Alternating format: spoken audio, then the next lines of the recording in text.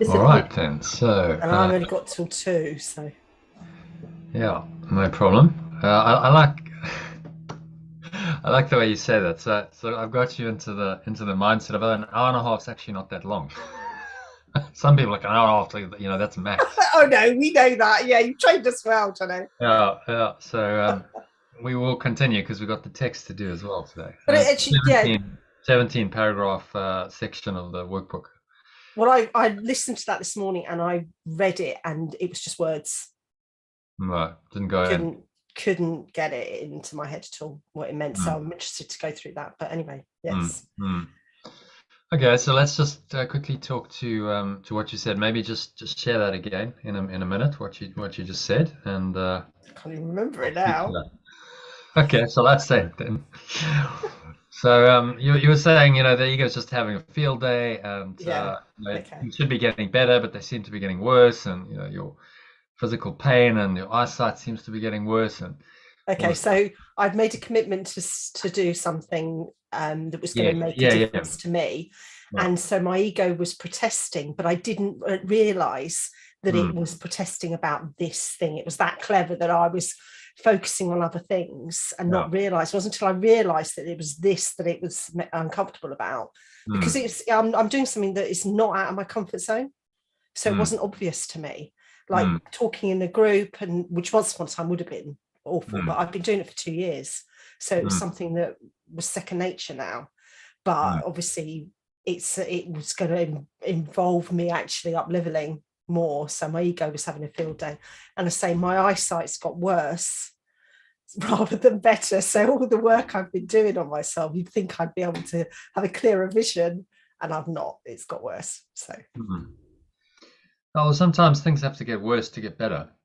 I mean, that's story of my life, though. How much worse do they have to that's get? a, that's a how much worse do you need them to go? Yeah, that's what I'm Well, wondering. there's the thing, and that's, yeah, How long that's is the this going to problem. take? Someone once said, and I said, well, how long do you want it to take? Is the question. That's there is a process to it. Depends on the level of attachment to your ego.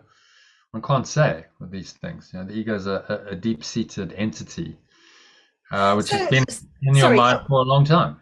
are So, we attached to our ego, or is our ego attached to us? well, by your choice, your ego seems to be your chosen guide, your chosen identity in life, but it's your choice.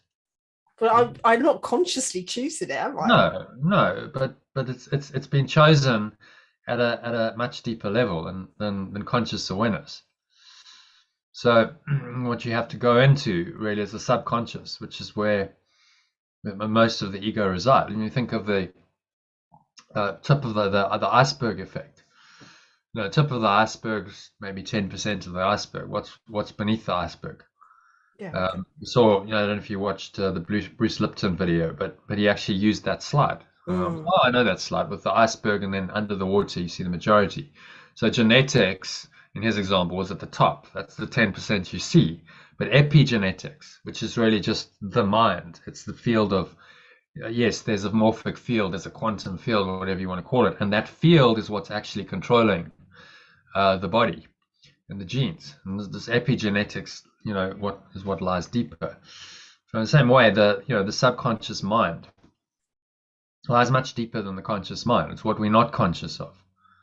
And so this another way of looking at A Course in Miracles or any authentic spiritual path is that it's bringing what's unconscious into the conscious awareness. That unconscious block to the awareness of love's presence, which we call the ego in a word. All of the thoughts and emotions that go up to making up this thought system that is based on one tiny mad idea of separation. All of that needs to come into conscious awareness. So we can see it, we can make a conscious choice moment by moment. No, this is not what I want. I see the pattern, I see the delusion, and I'm willing to release it. I'm willing to let it go. But it becomes more and more devious, doesn't it? Because I've been doing this work for a while, like Yeah. working with subconscious mind, using the energy alignment method, and that's what Hmm. we do. And we use you use your body as a pendulum so that you can actually tap into what's Hmm. going on underneath. And yet, when I get into the story, it's so real, and I forget everything I know, Hmm. and just get sucked into that story, and just think, Hmm. oh, there's no solution. It's Hmm. ridiculously powerful. Hmm. It's powerful because we've given it so much power. And if you've invested in a thought system, you've thought these thoughts, you felt these feelings for years and years and years, and now this is it got entrenched in the so-called body. I mean, look, we've really gone to the nth degree to believe in the ego. We've put ourselves in a body. So this is all an invention of the ego. We seem to be in an external world. That's all a projection of the ego. Um, what lengths we've gone to deny the truth? Huge lengths. We've really seriously invested in this thought system over not just one lifetime. This is Many, many many. thousands of lifetimes. I mean, they say the universe of time and space is 13.8 billion years old. That's what the cosmologists estimate. That's only this universe. This might be the seventh incarnation of a universe. Who knows? But just that alone, 14 billion years. I mean, we can't even comprehend 14 billion years. That's just out of our intellectual comprehension. A bit like space, like conceive of what what a billion light years looks like in space. We can't. It's so vast. We can't wrap our head around that.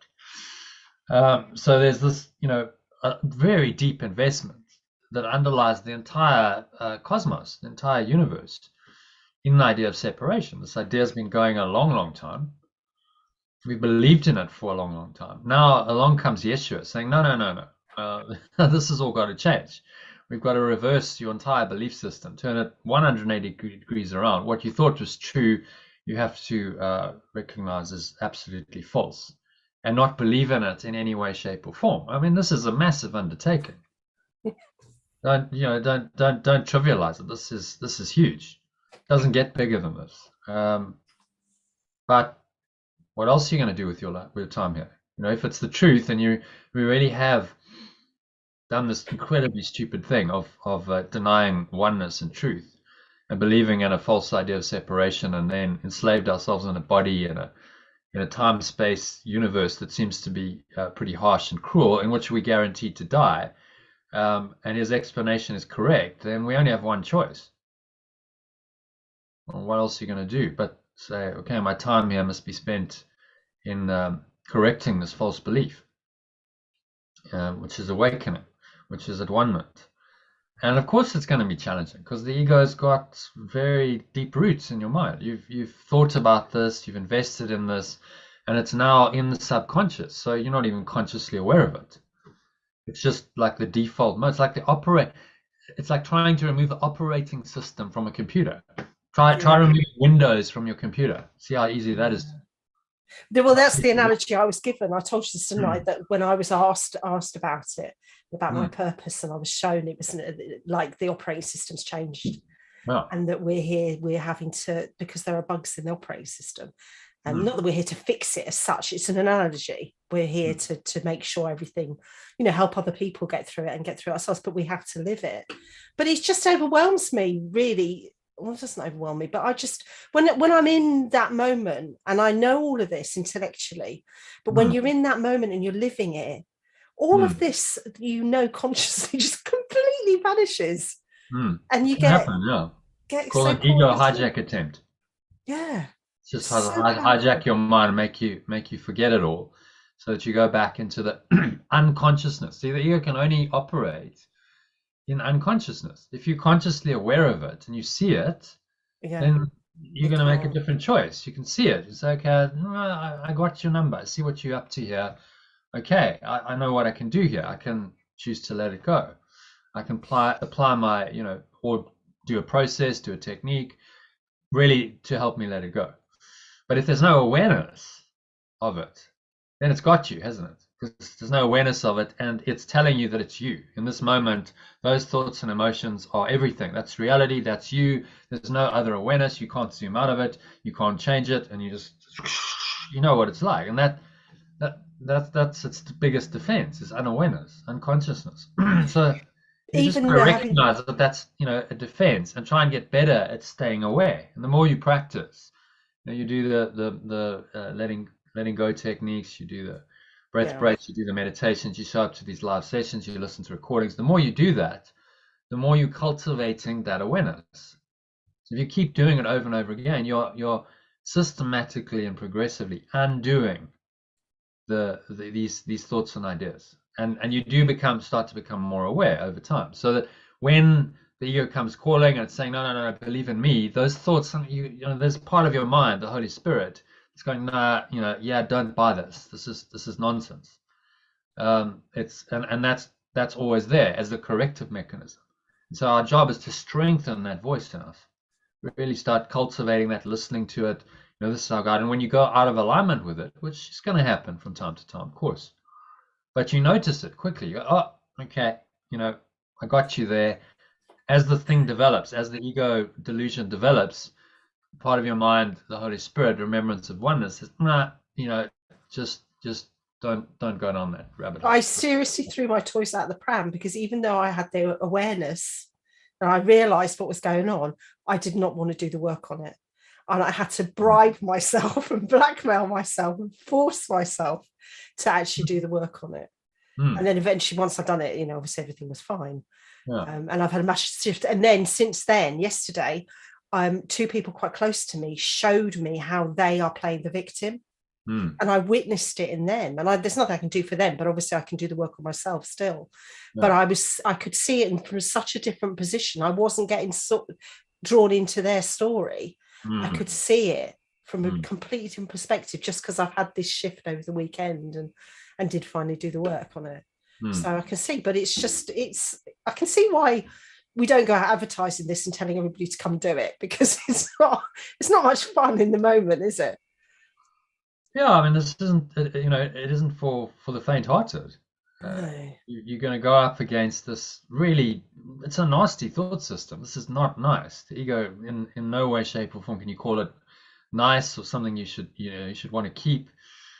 And when it all starts arising, it can feel like, oh, this is just awful. This is terrible, because I'm facing facing the monster finally. I've shoved it down there, and I've tried to duck and dive and avoid this, but now finally with Yeshua, you got to face this. He's saying there's no other way. You've got to really look at this thing, this entity that you've so cherished, which we call the ego. And with my help, he says, take my hand and I'll guide you out of this. But it is going to require, he says, a little willingness. It requires a lot of willingness. Little willingness is a good start, but like over and over and over again, you've got to show up and say, okay, I'm willing to do the work again today. And whatever the ego is going to throw at me, that's fine. Like, think of you're a spiritual warrior. You're not fighting anyone else. Your entire thing is to undo the ego here. So what the ego will tend to do then is attack you as the awakening person. It's going to go, right, so we've got to stop this. So let's plan an attack here. And this is all happening subconsciously. You're not conscious. No one wakes up and says, oh, I think I'll plan an attack on myself today. No, that's not how it works. It's subconscious. So it's plotting, and then it goes, okay, well, we'll get the ad there. That's okay, let's go for that today. And then it manifests through a person, a situation, and that seems to be like an external attack. But you've always got to recognize, like, no, this is planned by the ego. My own belief in separation has created this situation. So really, I'm doing it to myself, because that's then, you see what the ego's up to, and you can't believe in it anymore. But it will do everything it possibly can to convince you that no, this is really, in this case, it's really someone out there, and the problem's out there. It's going to try its best to do that, because its undoing is in the realization that I'm doing this to myself. And actually, my experience wasn't that there was someone else to blame, actually. because it was me that I was fighting with completely, because I'd had a moment of inspiration, which I assume is just sort of the spirit, allowing spirit to come through and guide me to do something, which I then committed to doing. And then this whole scenario started playing out, which I didn't even know was connected to that. And it was all about my own internal battle. It wasn't even like I could blame it on anyone else. So well, that's good if you're consciously aware of that, because first defense of the ego is I blame it on someone else or something else. External world, it's not me, it's it's something or someone else in the external, because that makes the external world real. It makes you a victim of the world. So if you take it back and you go, okay, well, actually, it's me, it's my own battle with myself, at least you're starting to become aware of what's really going on. It's just an internal struggle. Feels like insanity. Yeah, I mean, you are battling, and Yeshua tells us over and over, this is mad, this is insane. There's no point to this. So now you come face to face with insanity. This isn't easy to do. You go, oh my God, I'm like, there's a part of my mind that's completely insane. And now I'm having to face that. And, if that doesn't push your buttons a bit, make you go, wow, oh, whoa. Then nothing will. You're coming face to face with your own insanity. And there's a part of your mind that wants to be insane. And you go, geez, am I going insane here? I'm on the verge here of, like, being institutionalized and nutcase. I'm a nutcase job, and all these kind of fears come up because the ego is certifiably insane, completely nuts. There is no logic. It has its own logic, but there is no justification for this insanity. And when you see that, it's quite shocking. I found it extremely shocking. It's like, oh my God, like, yes, I've heard of this ego, and the ego can kind of be made trivialized and made kind of nice. Oh, well, it's just the ego, and it's okay. You need a bit of some teachers and teachings will say you need some ego, and that's going to keep you kind of able to operate in this world. So then the ego's still got a hold, and you're not really undoing it, are you? Whereas yes, you're just like, nah, the ego's going entirely 100%. This has got to be done away with. So that's the plan. This thing has got to be undone. So the ego has got its back to the wall now, because you've, as Alan Watts said, I was listening to him last night. He says, no, you've given notice to the thing. You've given notice, and so it's got its defenses up, because you're doing all this spiritual practice and mind training, and it's going what? So the people like Gurdjieff and stuff have thought about this and gone, well, the way of the sly man he was talking about. So just do it instead of like giving massive notice and announcing it. Just do it. So in the moment, just practice, let it go. That's the best way. Just practice this radical forgiveness, moment by moment by moment. It's the only way to counter it. If you go, oh well, I'm going to do this, and I set an intention, and maybe that was part of the problem. You said, okay, well now we're going to do a formalized. It's going to be an EAM, in the evening with other people, and you gave notice, and you go, oh, okay, right, she's given notice of, okay, so now we've let the battle begin. The defenses, So maybe in future, don't give it notice. Just go. Okay. I don't. To be honest, I don't normally. When it's me, I'm very spontaneous. I don't do anything, and I didn't give much notice either. I like what you said though. You gave it notice, and then it's got its chance. It had a time. Yeah. So I like what you said about the ego being certifiable. Actually, that's brilliant, because that's been my greatest fear, because of my mum's mental health issues, that I would become like her. And actually, knowing that my ego is that is the mad part of me. It kind of consciously makes it feel like it's easier to let go of, because it's the part of me I really don't want. Yeah, but the thing with the ego is to realize that everyone is insane here. Everyone. I mean, like, it's not just in psychiatric institutions, and everyone is insane. If you think that you're human, and you think that you're a separate self, and you think you're really here in the world, you're insane. So you're living in the asylum. This is it. The whole thing is the asylum and the prison, which we're all trapped in, and it's completely nuts. I was having a conversation with my new sort of landlady. She's going, just like people are certifiably insane, like the kind of behavior that goes on in business. She's telling me a few incidents, just nutty. And then we elect people like Donald Trump and Boris Johnson to be our leaders. You go like, oh, we just like, that's just nuts. What, like, just look at it honestly. This is not sanity at all. This place is completely insane. It's upside down, it's backwards. Don't don't look to the world for sanity, because there is no sanity in it. But then So that's that why we've can got, be quite shocking for people. It's like all of the structures and the things in society that I thought, well, that's okay and that kind of works. And yes, you're saying no, it's all completely upside down and backwards and all insane. So you're living in the asylum, and your only hope here is to get out of the asylum. but You're that's why never going to find happiness here. we've got all those anesthetics though, haven't we? You know, all the television, the computer games, Yeah, and even distractions, football. anesthetics and distractions. Yeah, to try and make the illusion a little bit better. So as you say, football. A lot of people live for football on the weekend. I just let me get through the week. My job's not great. My family life's not great, but the football, then I'll have a little window on a Saturday afternoon where I'll go and I'll watch my club and I'll be with my mates and life's okay. And then the drudgery returns on the Monday.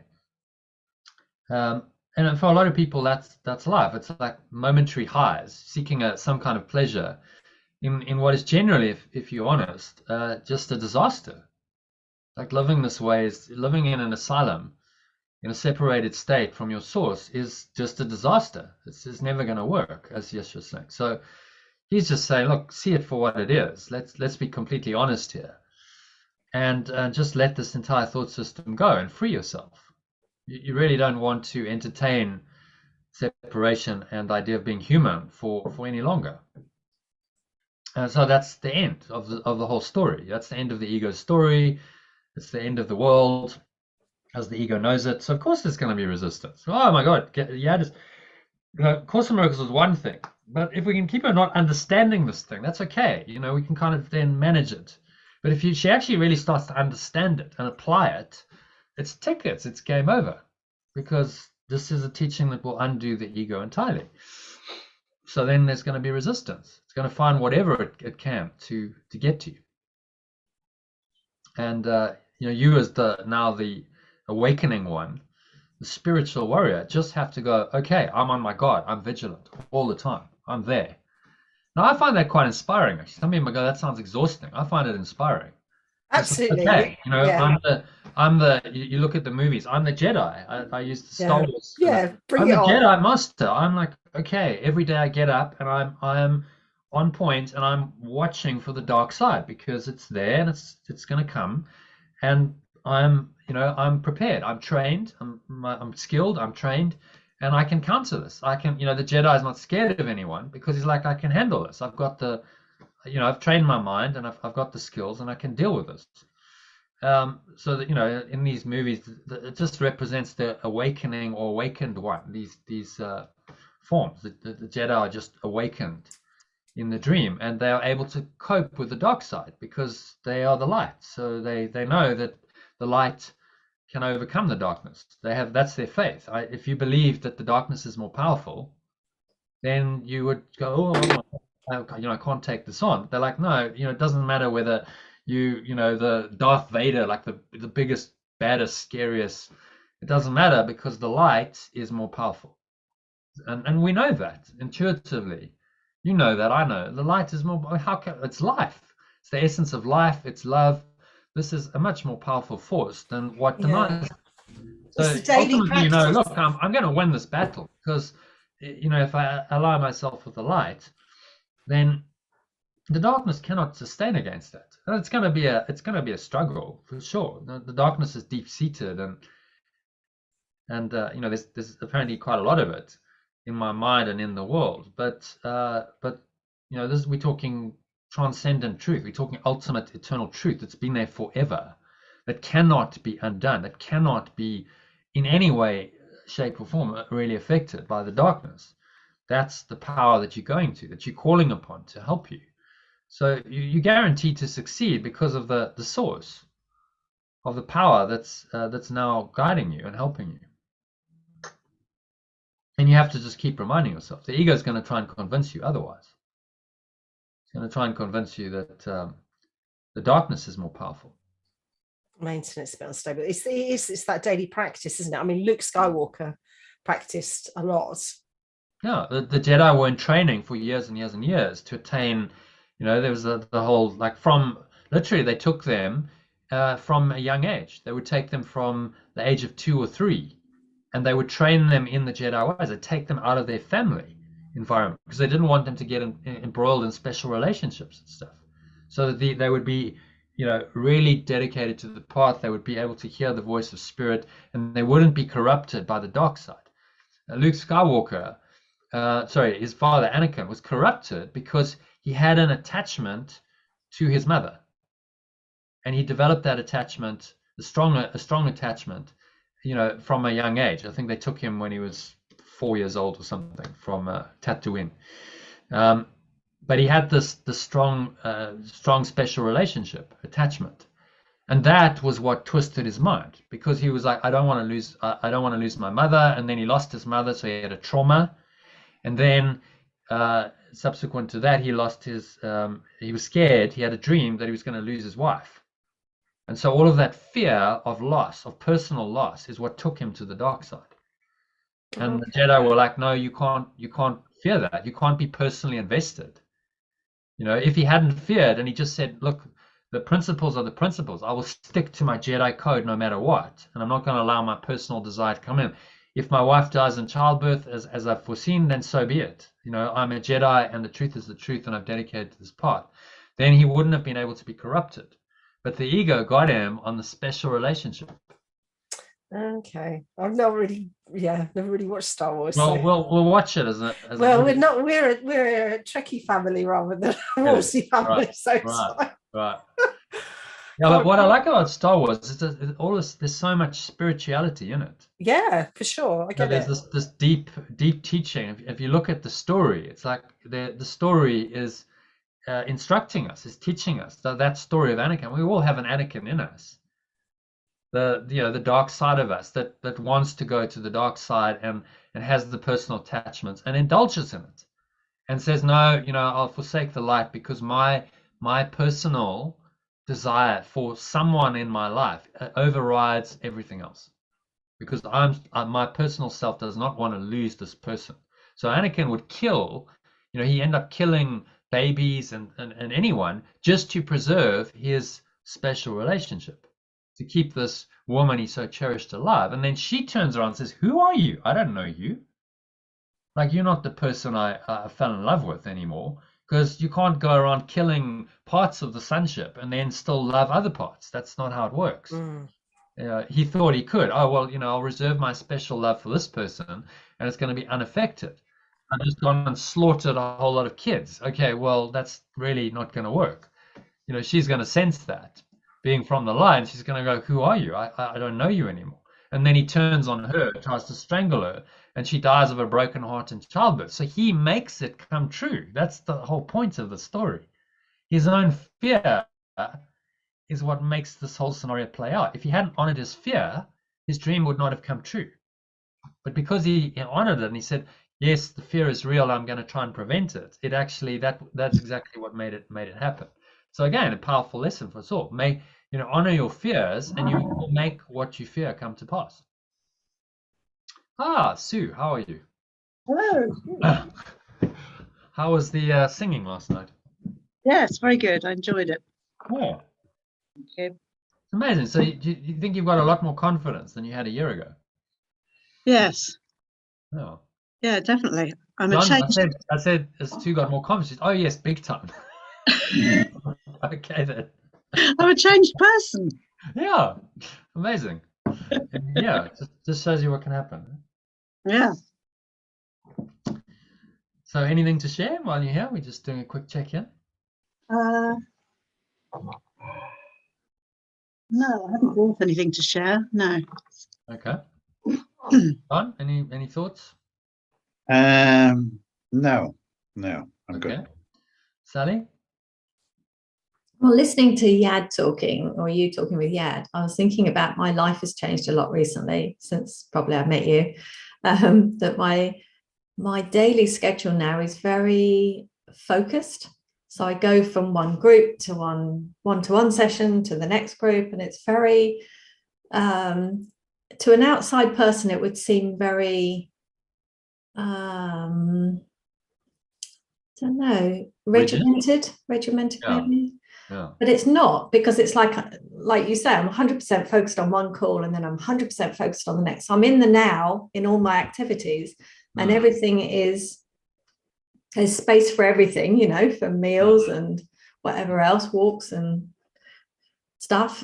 But I was just reflecting on that today, and while you were talking, and I was thinking, it stops the ego getting in, because I just do 100% there, then I do 100% there, and there's no gaps. When before I would have come off a call and gone, well, I need a bit of downtime. But that's when the ego gets in, isn't it? So actually what I've got from 5 a.m. to 5 p.m. is no gaps for the ego, or very, if they are, they're very, very minor. So it can't get a hold and run off with me, you know, so I don't have an hour's gap and then go, well, actually, my energy is a bit low now and I'm not sure if I want to go and do the next client. That doesn't happen anymore. You know, it feels really good, in flow, clear energy. I feel so much more aligned. Good. Yeah. So you're in flow, and you're staying in flow, and you operate at a higher level. And this, oh, I'm tired. It's nonsense. You're not tired. It's just the ego telling you a story. You go from one thing to another. You're just immersed in the moment. You're in the now, the holy instant. You're in the now all the time. Well, where's the gap for the ego, as you say? I'm in the now. I'm just fully present. I'm aligned. You know, really, it's the source coming through, and I'm thinking and feeling with the Holy Spirit as the guide, not the ego. And it's actually very joyful, and it's very flowing, and it's very effective.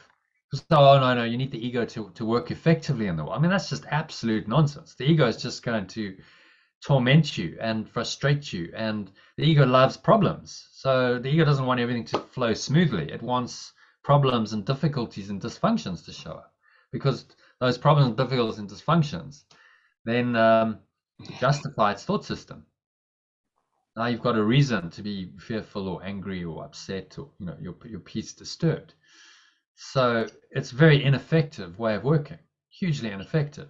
If you say in spirit, you're way more effective, because none of that drama is necessary. It's like there's no point to any drama.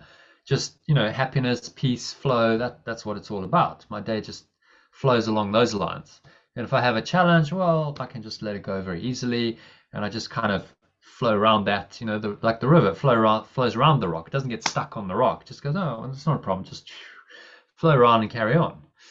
And so it's very flowing and very intuitive and guided. And if that's working, if that's happening for you, then amazing.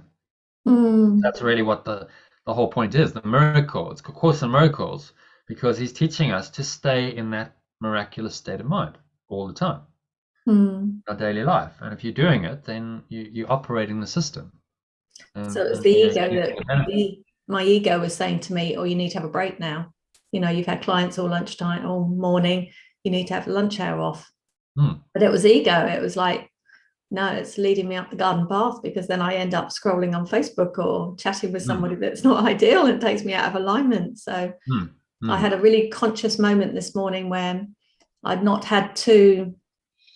had conversations with my housemates for a few days. And it was like, well, social etiquette says I should, but I know that will take me out of alignment. And it's like, yeah, really, I ought to ask. No, I don't want to ask, because as soon as I ask, I'm going to open the door to ego. And it's like, in the end, I did let one comment go where I said, oh, what time are you leaving today? And as soon as I asked her that question, other ego thoughts came in afterwards, and it took me about 5 or 10 minutes to get back on track again before the next group I was running. But it was so interesting. It was just like, I know socially you should ask these questions, but I don't want to, because it's just not in alignment with me. And it's like, oh, should I fit in with society, or should I just not? Well, I think you know the answer to that. Yes, it's not. I chose not. No. Society is a construct of the ego, mostly. Most of the norms that go as normal here are limitations and blocks to the awareness of love's presence. And they've just been systematized. It's now in the culture, and it's in the etiquette. Well, who's decided on that rule? So yes, you're just saying, look at all the laws of the ego, and be willing to go beyond them. Now, that doesn't mean you become lawless and unkind, but you're not going to be operating according to those laws anymore. So if it doesn't feel right to abide by the social etiquette, then don't, because actually you've been guided by spirit. Spirit doesn't abide by social etiquette for the sake of social etiquette. I promise you, it doesn't. Not at all. It was recorded in the New Testament, with Yeshua, that he frequently broke social etiquette all the time.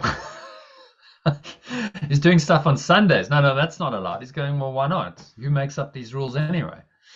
And then he goes and they before he's crucified, I think it was one of the Marys, like, pours some really expensive perfume on his feet, and she's not helping her sister in the kitchen or something, and so the sister comes out and complains, and he just says it's fine. What she's doing is a beautiful thing. She's honoring the Christ. By honoring me, she's honoring the Christ. So just let it go, and that this is okay. And then he washes his disciples' feet. I mean, that's not supposed to happen. If you're the master, you don't do that. So he's breaking the rules all the time, because he's saying these are constructs of the mind, and they're not actually helpful to you. You're never going to find enlightenment through social etiquette. I can promise you that. That's a guarantee. So I've always been a bit of a like, okay, well, it's social etiquette. Like, who makes these rules anyway? And then people go, oh, well, you're just rude, but not really. I'm just like, I don't get who makes these rules and why I should have to live up to them if they don't really make sense. So the spirit will guide you, and you just got to really trust that, and that will make you an outlier. You got to understand you're going into the outlier. I mean, you're probably already an outlier, but you go even more outlier because you're way out there on the fringe of society, and they're going to be people who go, oh wow, like fringe, wacky, insane. But if you're in an insane society where the majority are insane, then obviously the outlier is probably actually going to be the sane one. It just doesn't seem that way in our society because it's all upside down. In an insane society, the insane are seen to be normal, and the sane ones are seen to be abnormal and dangerous and outliers, and that's just how it goes, and it always has been. That's why the likes of Yeshua and so on, he was considered dangerous, fringe. Today he would have been diagnosed, this guy's on the spectrum, and he thinks he's the Messiah. My God, like, get him to a psychiatrist and dope him up, give him some whatever, to Prozac or whatever, to stop him thinking these thoughts, because he's delusional. How can you think you're the Messiah? Now if you went to a psychiatrist, you said, I think I'm Jesus Christ, I'm the Messiah, they go, okay, right.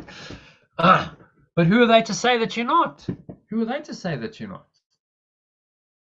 You have that same, because they don't even understand what you're talking about. Christ consciousness, they don't understand what that means. They think you're mad. Like, actually, to not be in Christ consciousness is to be insane. That's your true self. So you just got to embrace this and say, all right, this is taking me into the fringe. They're going to be people who think I'm weird and strange and like I don't follow social etiquette. And, the ego will always try and diminish and attack what you're trying to become, the Christ. But in your heart that that's the right way, and that, this is the only way for you. And so who cares? The biggest thing, the biggest block that most people have in this journey is they still care about what other people think. Don't do that. If you care about what other insane people think, then you are bound by their mindset, by their laws, and they then have a power to control you by your own invitation, because you care about what they think.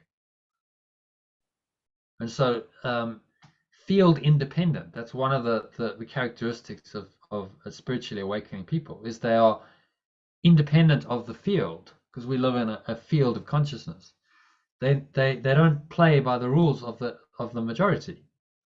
They do their own thing. They think independently, and they're not easily swayed or controlled, because the field doesn't affect them in the same way as it does others. And that means that you have to go counter to the field. You make different choices, make different decisions. You take different actions from the norm. You stand out. You are, an outlier in the society. But that's all good. You want to be. You don't want to be a I mean, who would want to be just another sheep in the prison, in the sheep corral, or another mad person in the asylum, and just kind of following the rules? No, I mean, that's, you don't want to be that. You want to escape. We've got all of these people who are autistic who are doing exactly that, what you're saying. I keep witnessing with my son and my ex-partner, and yet they struggle. So they're doing exactly that, but they struggle because they feel that they have to fit in with society, and then they have a problem with that. And if they embrace their true magnificence, it's like, I really don't need to fit in. I don't want to fit in. And this is an insane thought system. So I celebrate my uniqueness, and this, I'm standing out, because in a world of insanity where everyone's believing in the ego, whoever listens to the spirit is going to be outstanding. Of course they are. There's a different thought system guiding them. But every enlightened master and teacher has stood out in the society. They were somewhat different. They were the examples. So that's what you want to be. You want to celebrate that and embrace that, and don't listen to the majority, which is saying, oh no, this is insane. I mean, I had an interaction with a psychiatrist, and he was kind of, in the end, he was trying to say to me, I'm insane, and I'm going, no, dude, I'm not the insane one. You're the insane one. Who's putting down 4 glasses of wine? Why are you telling me this? I don't do that. I don't use substances. You do.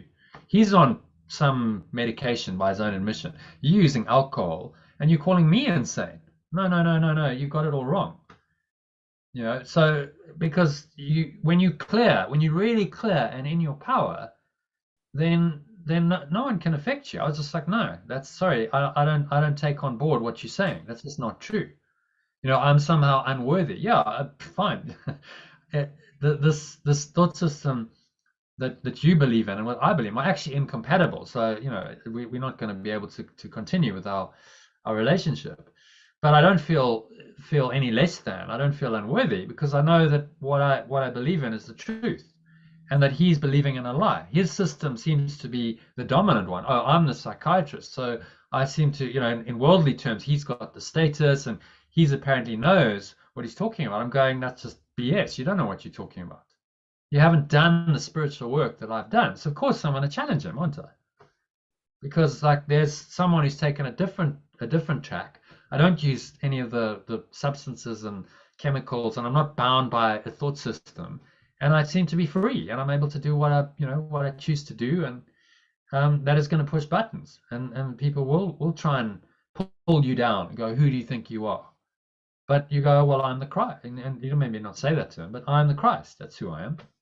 Like David Icke. Who do you think you are? And I'm the Christ. That's who I am. I am the truth of the ages. I know who I am. I'm awake. I'm the Buddha. I'm the Christ. These are just terms that refer to the awakened person. Buddha means awake. Comes from the root Sanskrit body, which means awake, and Christ means the anointed one. It means that you have now become anointed by the Spirit, and you have realized who you truly are. So we live in a culture, a society that's denied this completely. They've denied the Christ, and everyone seems to be a little separate, helpless victim, and you come along and challenge all of that. I mean, it's a fundamental challenge to the entire ego's world. Of course it's going to resist, and of course it's going to find ways to try and throw you off that, and try and say, well, you're crazy, and what are you doing, and you just get back into your box, and it's going to do that.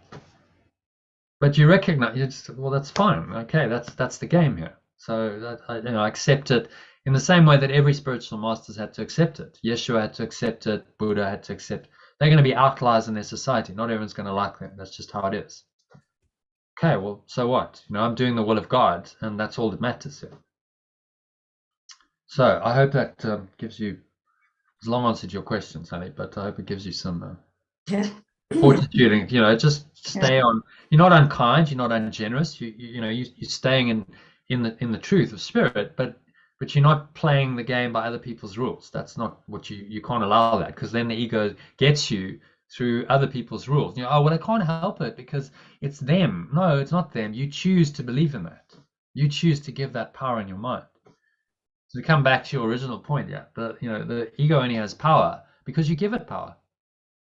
If you stop giving it power and you systematically say, no, no, no, I'm not listening to that voice, it's got no power anymore. It seems to be very powerful because you've listened to it and you've believed in it. But if you just start this practice of consciously denying it whenever it shows up, it's got no power because you give it none. It requires your mind to believe in its thought system to give it power. So it's a belief is what it comes down to. What do you choose to believe? And you always have a choice in that, as you know. Okay, so anything else to share, or shall we have a little dive into the lesson? What is the time? So we're 1:19. So I'm just thinking, yeah, you going in 40 minutes. Do you want to do a meditation first? Then you can get the med in, and then because I don't think we're going to finish the 17 paragraph lesson today. So should we do a meditation first? Yeah, Sally's going even sooner, aren't you, Sally? Yeah, I'm going to slip off in 10 minutes, but I'll stay for 10 minutes of meditation. And Yeah, all right. So let's do the med then. Sue and John? yeah, okay? we're here till 3. Yes, okay. So we'll get the lesson done. All right, so just making yourselves comfortable. Put yourself on mute. Sitting feet shoulder width apart, back straight.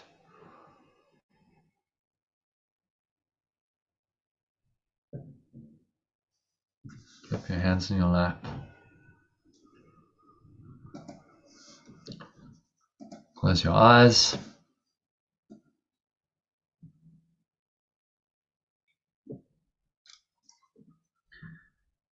And start off by taking a nice deep breath in through the nose. Breathing in. Noticing how the stomach rises, and the chest rises.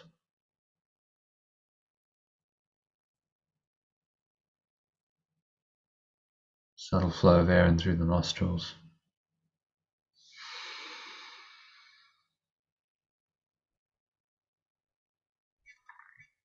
Pushing the stomach out. Clenching the sphincter muscle, lock the energy in. As you breathe in, draw the energy up the spine into your heart center. One hand in your heart. Connecting with your heart space.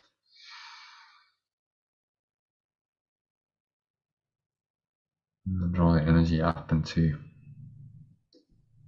crown of your head. Just pausing at the top of the inhale.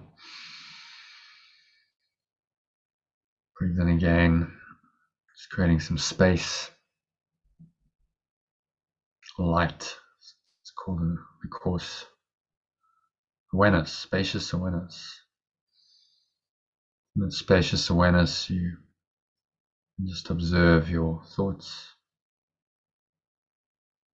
observe your emotions,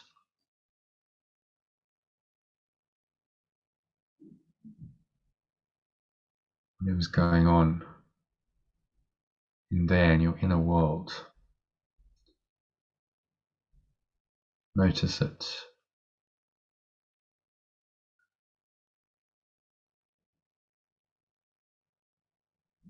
And now use today's idea.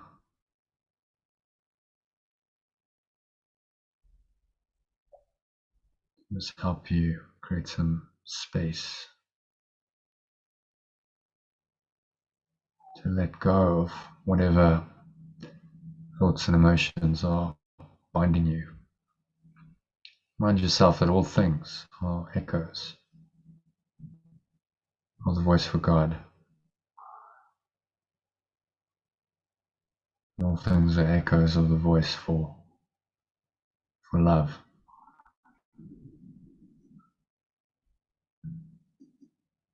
All things are echoes of the voice for love.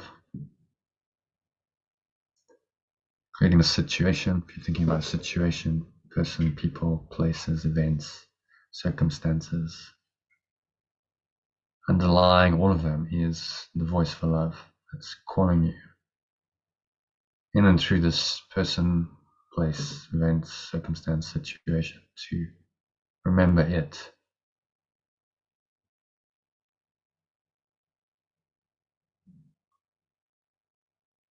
And so just exhale. As you exhale,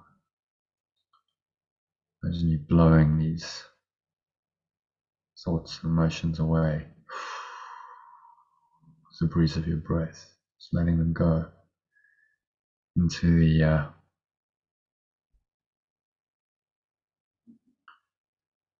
nothingness that they really are.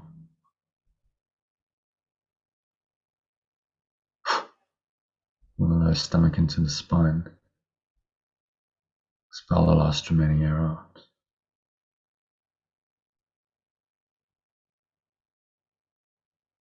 And rest in this deep peace.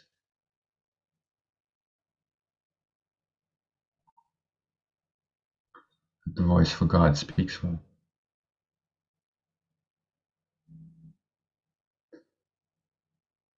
Watch your thoughts.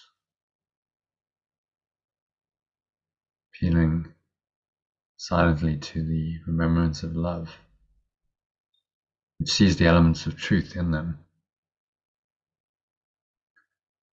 So that this remembrance of perfect love, perfect oneness, evaluate each thought that comes to mind. Remove the elements of dreams, so false ideas, false thoughts, false beliefs. If you observe any of that, just let it go with the breeze of your breath. Feel the nothingness that it really is, blowing it all away.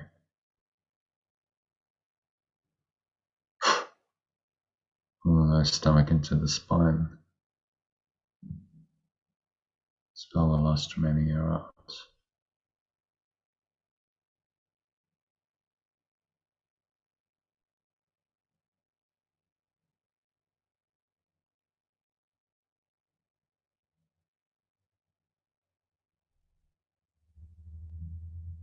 And rest in this empty, open, spacious awareness.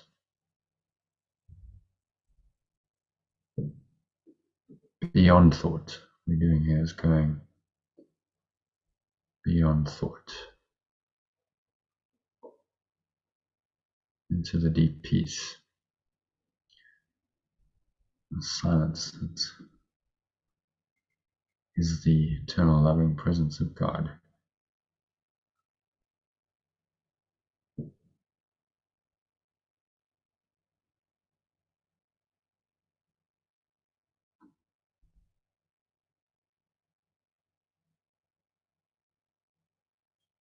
Any thoughts arise, you just look at them from this perspective of perfect oneness and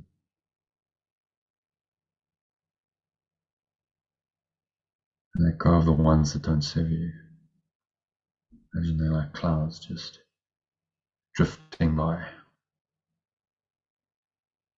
They have no power to obscure the blue sky, the eternal light of your source, of the love that echoes, underlies all circumstances and events in time and space. It's an echo of eternity, echo of this eternal love which you can focus on and experience in every situation.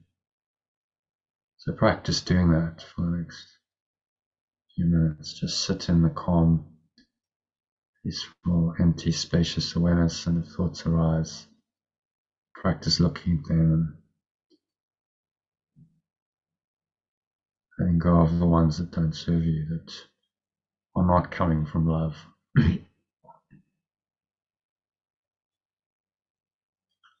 Simply by reminding yourself that all things are echoes of the voice of God or love.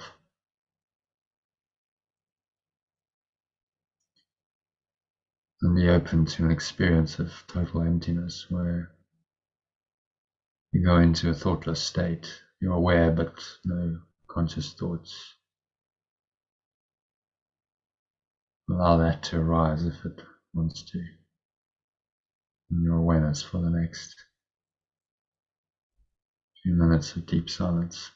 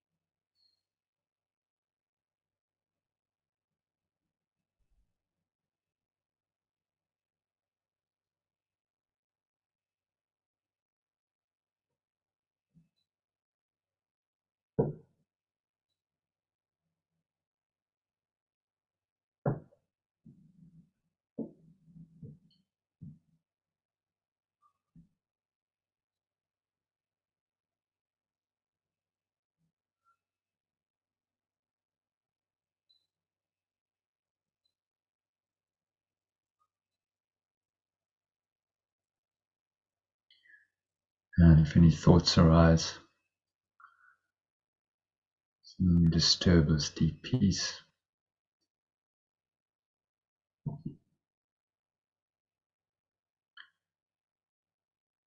Observe them, watch the thoughts, feeling silently to the presence of love. Seize the elements of truth in them.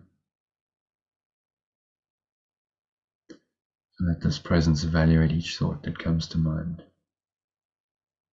Remove the elements of dreams, so any false thoughts and beliefs. Give them back again as clean ideas. Do not contradict the will of God or your formless awareness of perfect love. They're now cleaned and purified, so practice that. Any thought that comes in, just completely out of accord with love, just blow it away. No, that thought has no place in my mind. Perhaps there's a thought where there's a split in your mind. Part of it is true, you want to love, but there's some anxiety or fear, anger, hatred, attack lurking there as well. Another interpretation. So you just purify the thought. So all things are echoes of the voice for God or love. Blow those impure elements away like clouds, just drifting by. They have no substance, no real power to obscure anything. And then just rest in the blue sky of your formless awareness and let the light of the source, which is this eternal loving presence, shine through it. The next couple of minutes of deep contemplative silence.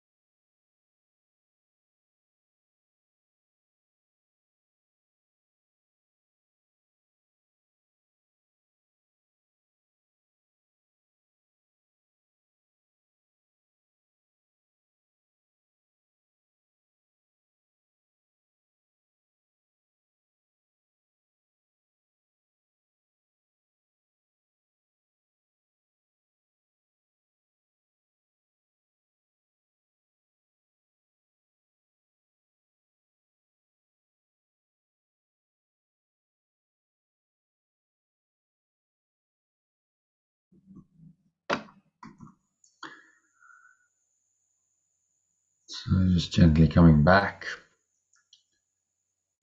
Awareness of the body and the breath, senses in the world.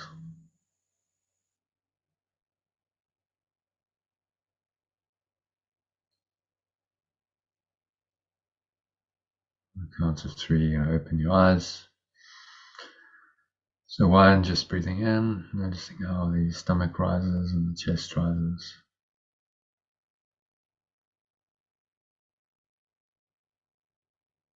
Subtle flow of air in through the nostrils, clenching the sphincter muscle, feeling energy rising up the spine into your heart center and on to the crown of your head. Just pausing at the top of the inhale, smile.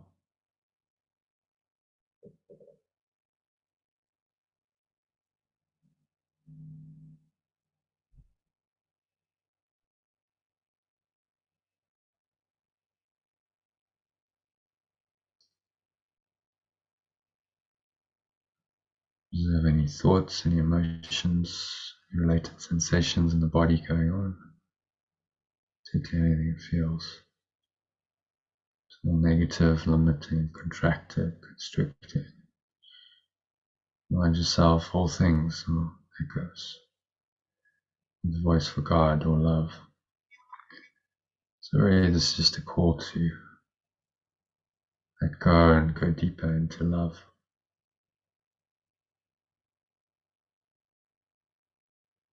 So do that now, just blow it all away.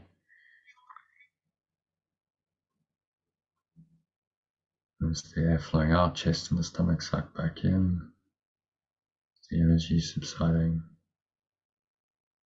Back down the front channel of your body, down the crown of your head, through your chest, stomach coming to rest in your groin.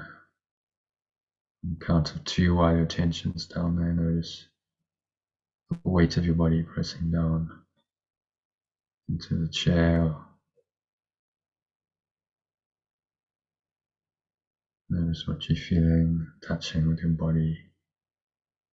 Notice as you breathe in again, the subtle smell in your nose, perhaps, the taste in your mouth. Notice what you're hearing. Surrounding environment. Just noticing all these things from the state of awareness, pure formless awareness. You don't need to judge, name, label, interpret any of it. Just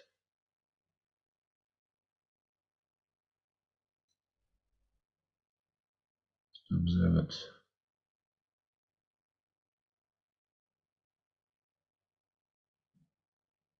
Just calm, quiet, clear state of mind. So this is pure formless awareness, the love that this lesson refers to,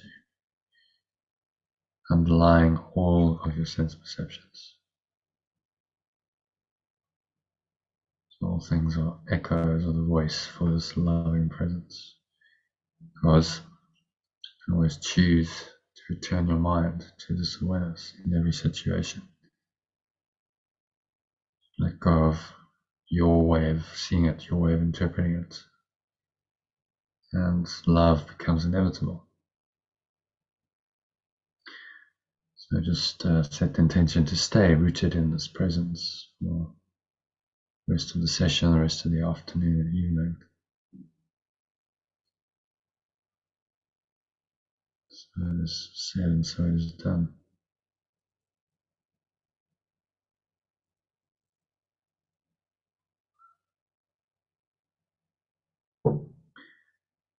And so on the count of 3, you know, open your eyes.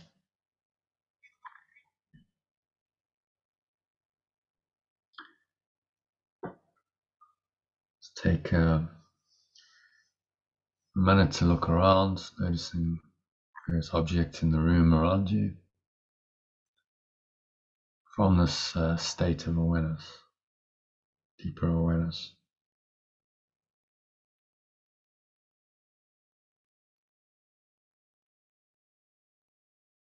Don't judge anything, name it, label it, just observe it quietly, calmly.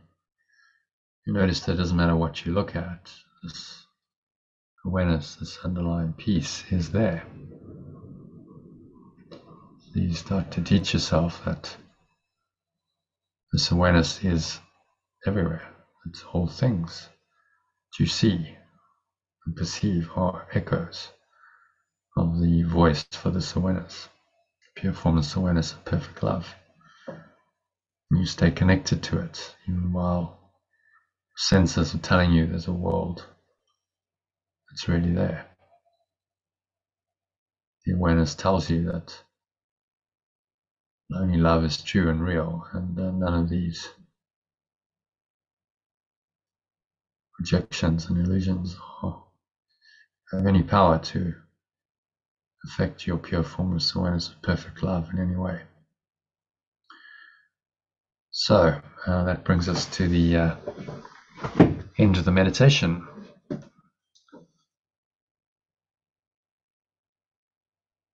So you come out of it, and we'll have a little look at today's quote, and there's a couple of paragraphs of that, and we'll go into the lesson.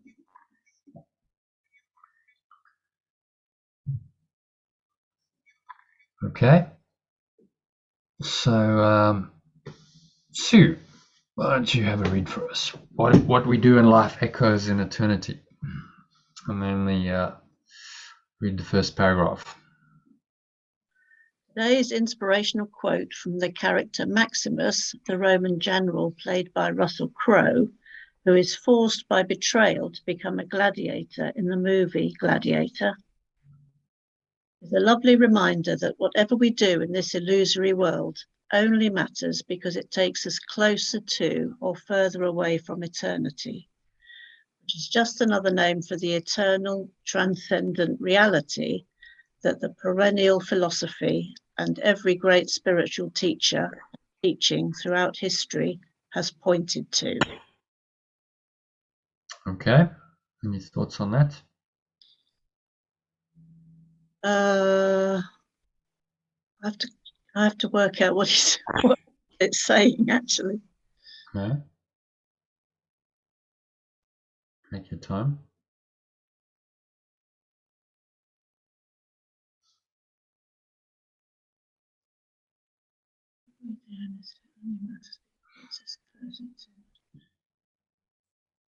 So the only thing that matters in this world is whether we are getting closer to or moving further away from eternity, which is another name for reality.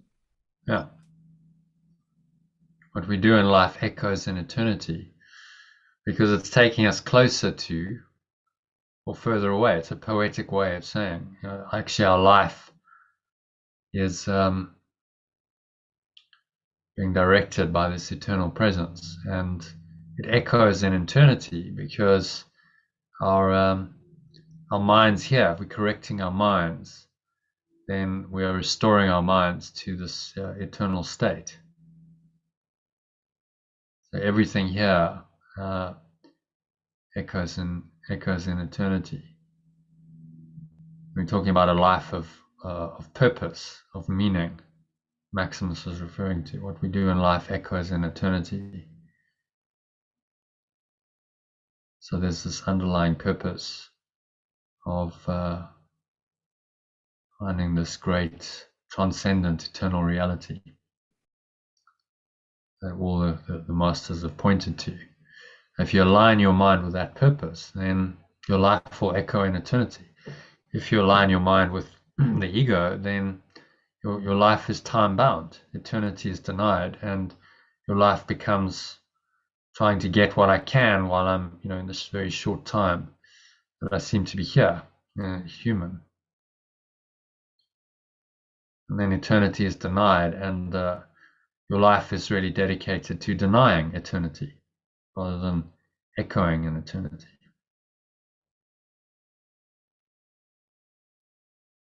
So just another pointer, another reminder to give our lives to this eternal presence and let it direct, because then everything here is an echo. And you could switch that around and say everything here is an echo of eternity,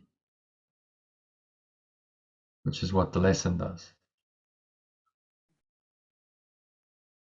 The voice for God, the voice for love.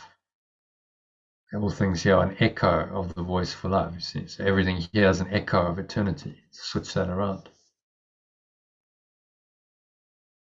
Whichever way you look at it, it's referring to an eternal presence that is there, that it wants to guide your life and make your life truly meaningful and significant. And the people who've done this, take Yeshua as our example, our teacher, his life will be remembered forever. His life really does echo in eternity because of what he stood for. He stood for the eternal. So the great teachers and masters, their lives continue to inspire us. They echo for all time and into eternity because they stood for an eternal presence. They taught that. So he's calling us to do the same. Okay? Does that make it any clearer, Sue? Yeah. All right, so Yad, if you can read the next paragraph, and then we'll go into the lesson. When you start to become continuously conscious that every thought you have and every choice you make is an echo in eternity, you'll also start to see that this eternal reality is reflected everywhere and in everything in this world right now, which is the closest approximation to eternity we can experience in this world. Yeah, so does it make sense to you?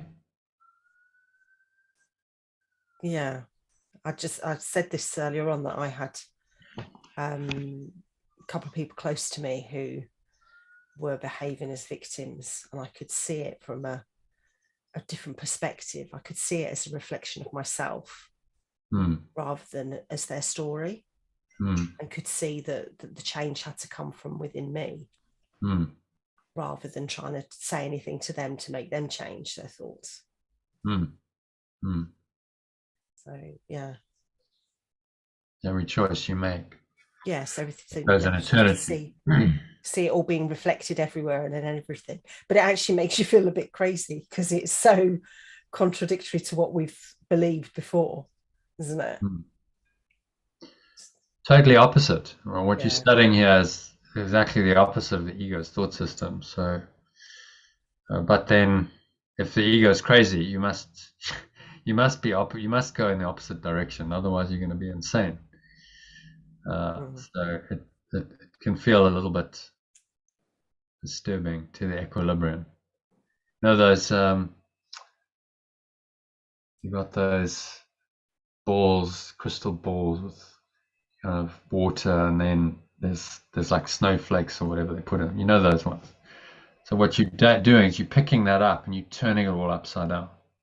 That's what you're doing with your life. So then everything goes up in the air, and it all seems to be a bit chaotic. The equilibrium's disturbed, but it's going to settle down again. But in the disturbance, you can go, oh my God, what's happening? My life's changing. Is this correct? Is this right? And you can freak out a bit. But Yeshua says at some point, he says, don't try and make an upside down thought system stable, which is what the ego is trying to do. You're never going to find stability in what's false, what's upside down. So in turning it right side up, the equilibrium is temporarily disturbed, but recognize that that's just a temporary disturbance. That in time you'll settle down into a deeply peaceful, flowing state that is really a very, very, very different way of living your life. And now your life has been guided by this eternal presence, and it will echo in eternity because of that. And then you have true meaning and purpose. And people talk about purpose and meaning and legacy. Well, if you stand for the eternal in this world, your message, your life will have an eternal meaning. And the more strongly you stand for it, the more people will recognize, yes, this was someone who lived his or her life in a meaningful way and actually made an impact while they were here. It was truly helpful to everyone, including themselves. Okay, so then that takes us into, so today's lesson is designed to help you experience this lightened state of eternity consciousness moment by moment, as they all are. So let's have a look at the lesson, shall we? All things are echoes of the voice for God. This one is. Looks like not too much translation. So shall we go into? Do you need to leave us? Yeah. Okay, I'll leave now rather than being disruptive. Thank you so much. It was an amazing meditation, and thank you for all your wisdom and guidance today. Yeah. Okay, I'll see you next pleasure. time. Hopefully see you soon. Yeah, hopefully. I'll try and be here tomorrow. Okay. All right. Bye. Namaste. Yeah. Bye. All right. So let's just whack this into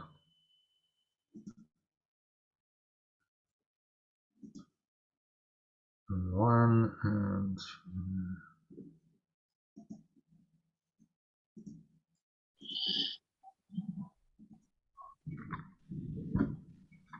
So if you need a break, now would be a good time. I'm just getting this ready.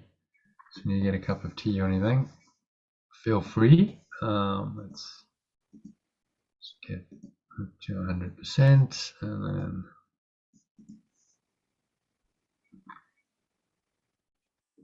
okay.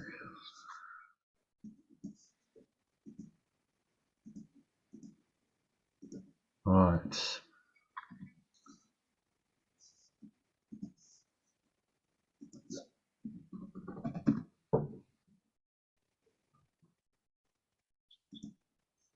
Here's way back to 139. I'll save a copy.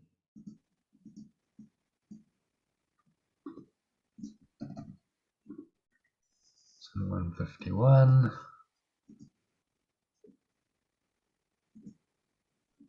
So any thoughts on the lesson? Have you read it so far? Yes, we have.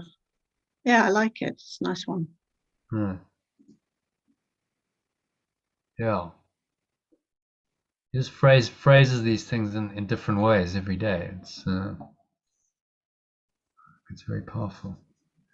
Okay, so here we go. Are you ready now? Where was 151? All things are echoes of the voice of God.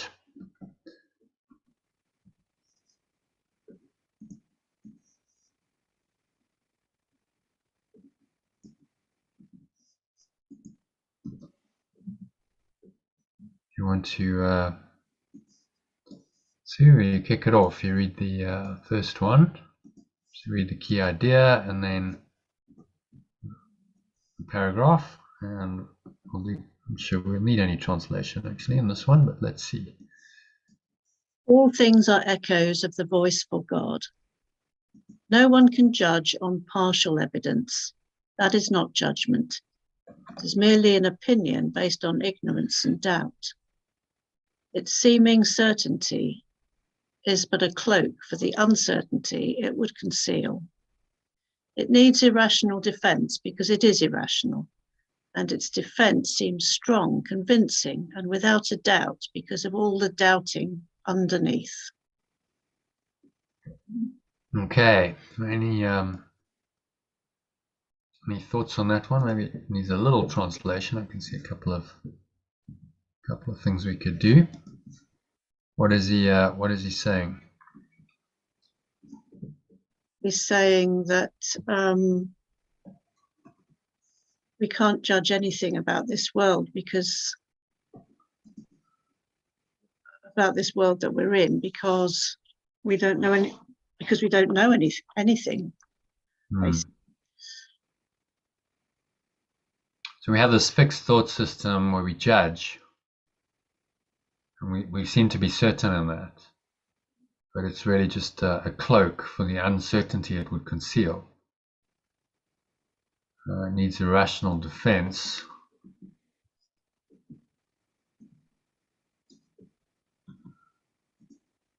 Like that it conceals. It's only a cloak. The uncertainty it conceals. It needs a rational defense because it is irrational. Its defense seems strong, convincing without a doubt because of all the doubting underneath. So, talking about all the defenses of the ego, defenses of this world, and these opinions based on ignorance and doubt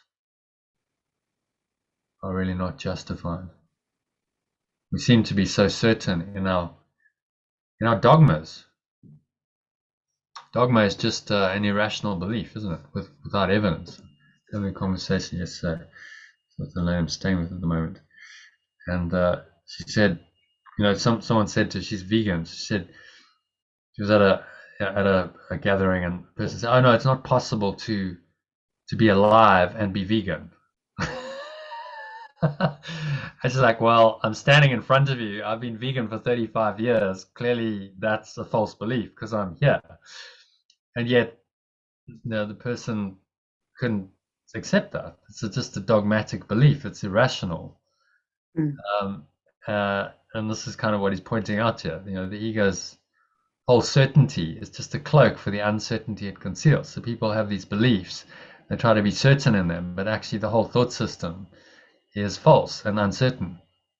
And generally, the more dogmatic someone is about their belief and irrational, the more you know that they're just defending what's really an insane thought system that's indefensible. And if they say, well, if I just keep believing it and I just hold to that belief no matter what, then I'll be safe. And this is what dogma is.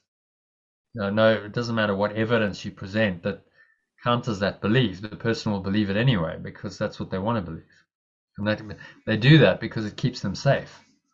They feel safe in this irrational defense rather than opening their minds to the truth, which the ego obviously resists, and it feels very unsafe when it does that.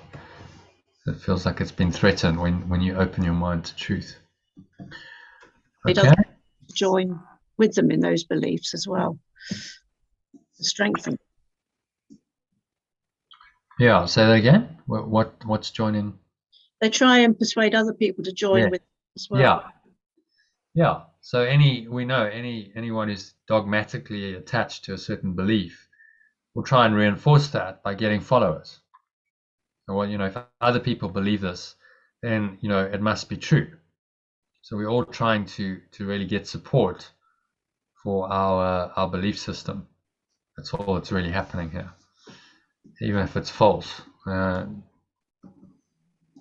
the first paragraph just highlights that quite well, saying actually it's all just a covering over the uncertainty that underlies it, because the ego is actually very uncertain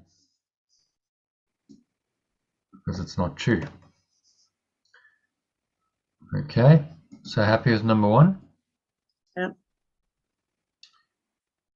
John, number 2, just read the translated version, or translate as we go if there's anything to be done. You do not seem to doubt the world you see. You do not really question what is shown you through the body's eyes. Nor do you ask why you believe it, even though you learned a long while since your senses do deceive.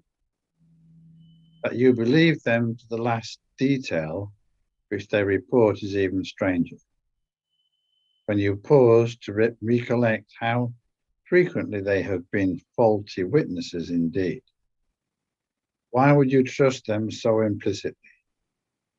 Why but because of underlying doubt, which you would hide with show of certainty. Okay, so let's put all you would hide, you want to hide.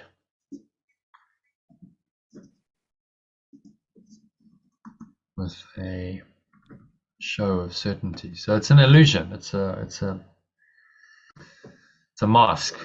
It's the show of certainty. So anyone who's really dogmatically attached to a false belief will try and show that they're absolutely certain in that. but actually it's just hiding their uncertainty about it. And the more dogmatically fixated they are on that, the more that's just a show of certainty to try and convince themselves that what they believe is true. Pause to recollect how frequently they've been faulty witnesses indeed.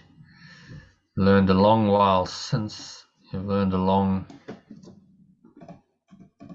time ago, maybe.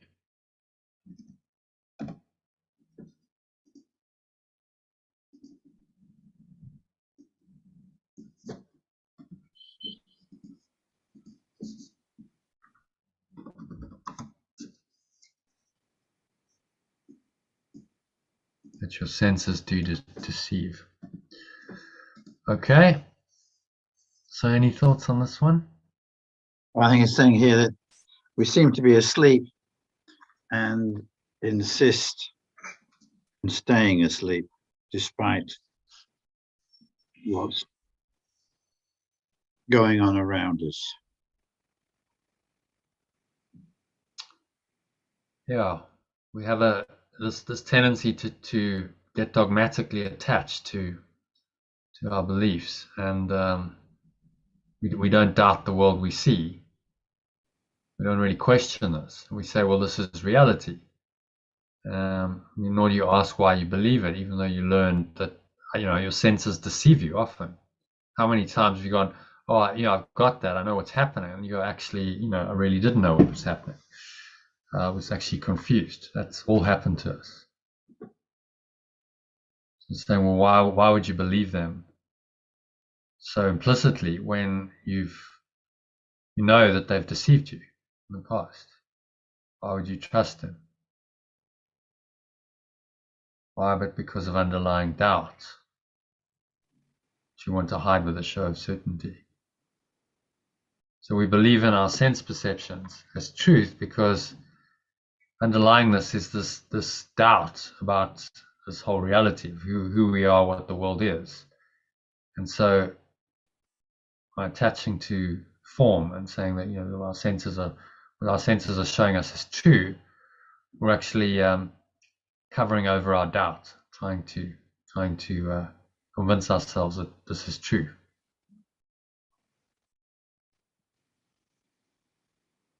Okay, that makes sense? Yeah, it's good. Going to move on. So next one is 3.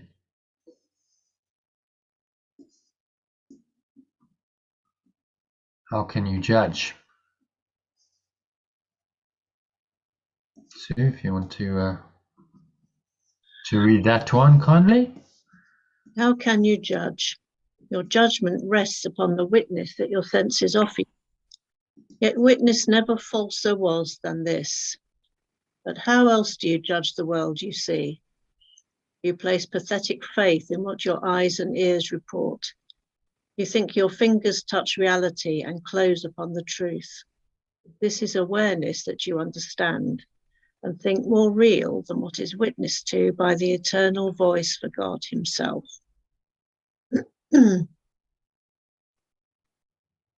So he's saying again, how can we judge what we're seeing in this world?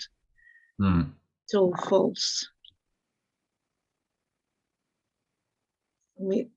Based on the witnesses your senses offer you. So the senses give you the witnesses, and then you judge based on this. But yet witness, maybe we'll just make that, was never falser.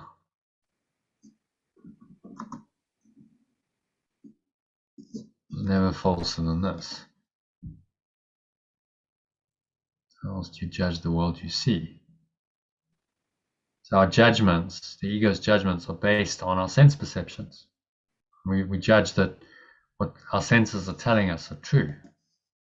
And you even place pathetic faith in what your eyes and ears report. It's like telling us very clearly, this is pathetic, and stop it. Make your fingers touch reality and close upon the truth. This is awareness that you understand and think more real than what is witnessed to by the eternal voice for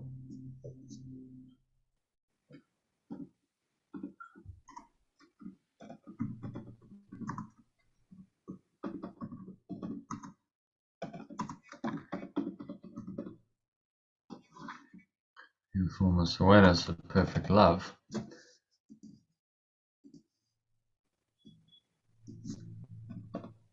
Itself. So again, it's just highlighting that all of our sense perceptions, the external world, are part of a massive self-deception. The ego is trying to tell us this is real, and our senses are telling us the truth when it's a lie. Anything external to us is a lie, because there is only mind. The external world is just a crazy projection of a belief in separation.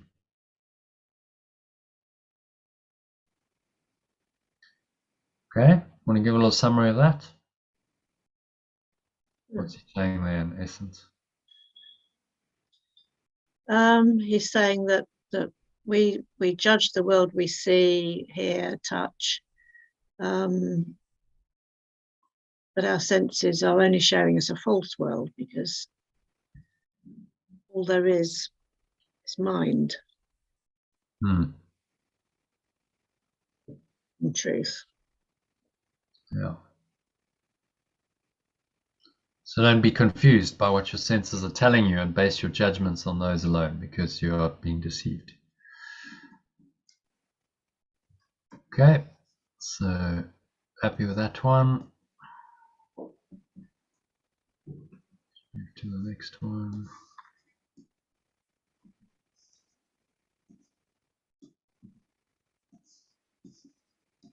John, if you can read that one.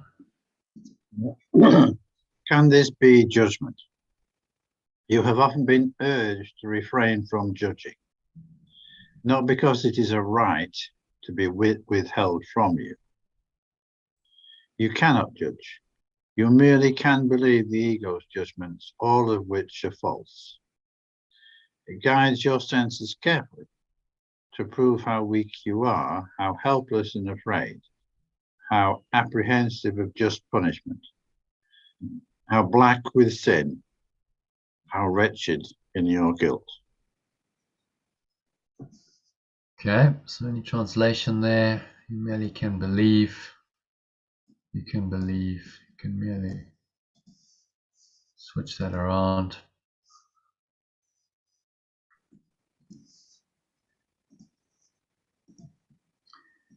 Egos.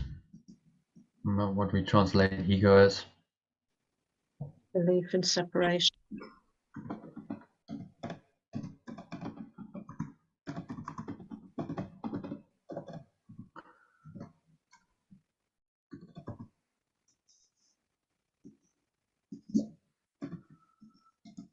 Merely belief in separation's judgments, all of which are false. Yeah, just telling it straight as it is, all of which are false. There's not one belief in this thought system. So how about we just change that, because we've got believe there.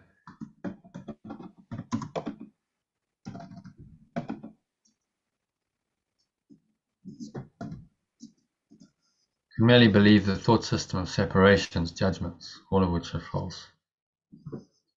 Guide your senses carefully, prove how weak you are, how helpless and afraid, how apprehensive of just punishment, how black with sin, how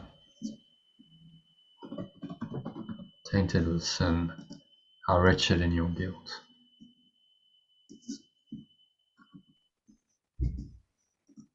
So the ego is directing our perception to confirm what it wants to believe, which is that you are a victim, you're weak, you're afraid of this just punishment because you're a sinner, and you're guilty. And your senses are being used to confirm that thought system.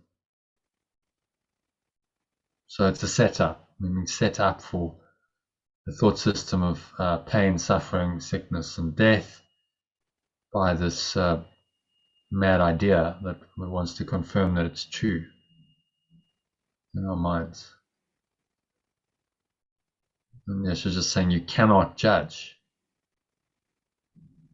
Right? So we think this is a judgment based on our perceptions, but really what we're doing is just believing the thought system of separation judgments, all of which are false. Allowing this false thought system to masquerade as truth, believing it dogmatically, letting it guide our sense perceptions, and the result is a disaster. We feel like we're a victim of the world, feel helpless and afraid, we feel guilty, and we're in hell, a helpless, innovative little life is what we're living if we believe in the ego. Okay, so any thoughts on that? Anything stand out? Any questions, or just want to give a quick summary? Just taking it back to the overall theme, all things are echoes of the voice for God. When I read this morning, I read it positively in terms of everything is a reflection of God. But now I'm thinking the interpretation is really all things are poor echoes of the voice for God. Yeah, I mean, the ego is a mockery of God, of love. So it's a substitute reality, but underlying that is an echo. If you see it correctly, you can still see the echo of eternity and everything, but you have to look a bit deeper than just the form. Yeah, okay. An echo is not the original sound, is it? It's like, oh, it's just a kind of an after effect. Yeah. So the word sort of helps point us to the fact that you won't see it that obviously. You know, it's not the direct loud sound. That's the ego. It's the echo. It's like, oh, there's this faint echo. It's echoing back, and this echo of eternity is what we need to tune into and to listen to, rather than listening to the ego's judgments, which just look at the form, the sound or the sight, whatever it's made up in this world, and go, okay, well, that's it, that's reality, and don't pay attention to these echoes at all. You don't hear the subtleties that underlie, or see the subtleties, perceive the subtleties that underlie all of the ego's projections. So it's a call to see deeper, to perceive more deeply what underlies everything in this world.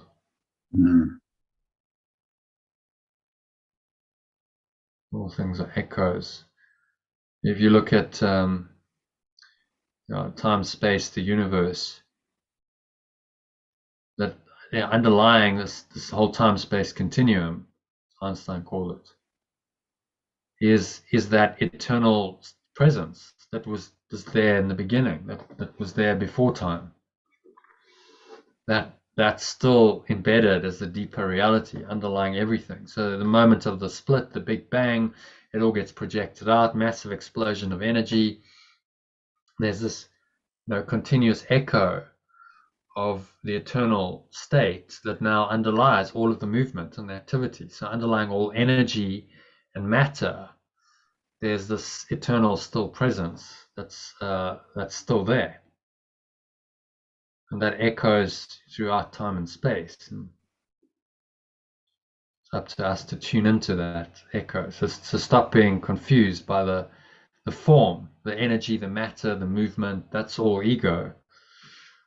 Just tune into the echo that underlying it all is that eternal, unchanging state that pre-existed all time and space.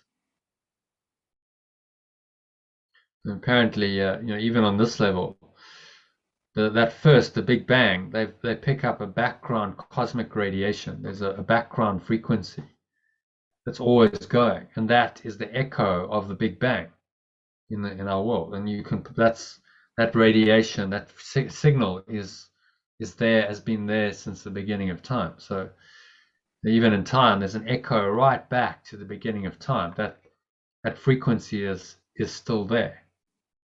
In the same way, the eternal state of pure formless awareness of perfect love is still there, underlying everything that's now been brought, ego's invented to cover it over, and he's asking us to become aware of it. Does that clarify it? I think you kind of, you're on the right track there, but it's a call really to say, listen to the echo rather than focus on the form of the sound or the sight in this world. Because in the echo you will connect with the eternal presence. And if you just focus on the form and judge it as it is, the flatland worldview, scientific materials just says, well, that's what it is. The world is as you perceive it. That's reality. What your senses are telling you are absolutely true, and don't question it. So what he's highlighting here is this kind of materialist worldview is just a delusion, and judging according to that standard means that you're not judging at all. You're just believing a dogma that's not true. So scientists say they're scientists, but they're not really. They're not objective. They're believing in what they want to believe in. It's become a dogma rather than genuine science is always open to correction, saying, well, maybe this isn't true. If the evidence is showing us something else, then maybe the theory needs to change. So even though quantum mechanics is 100 years old, the scientific community largely hasn't moved on and accepted it.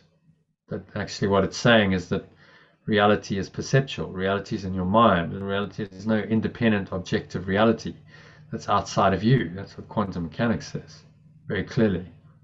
But people don't want to accept it because it's too threatening for their ego. Okay. So happy with number 4? Yeah.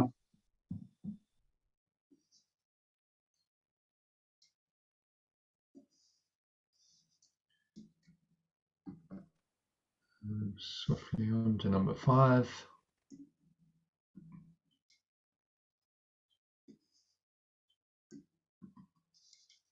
Just read the translation.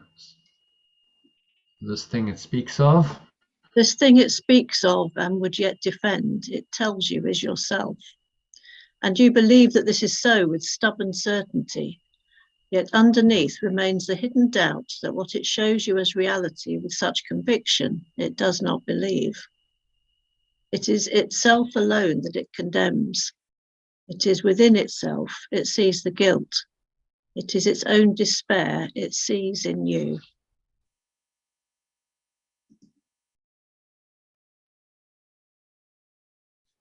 I think what I'm saying here is that although what we think we see and hear and touch is real, we have this underlying doubt that it actually is real. Because there's a part of your mind, the remembrance of oneness, the Holy Spirit, knows that it's not real, remembers the state of eternity that pre-existed time and space and all of these projections. It doesn't matter how much you try and cover that over and deny it, there will always be the voice for God that is there. You can't undo that voice. It speaks of the truth, fortunately. Otherwise, we'd be lost forever in time and space. So there will always be this seed of doubt, as long as you're believing in the ego. Which is then the start, that seed of doubt, doubting the world that you see, is the starting point for your spiritual awakening. You have to start questioning the reality of the world as you perceive it.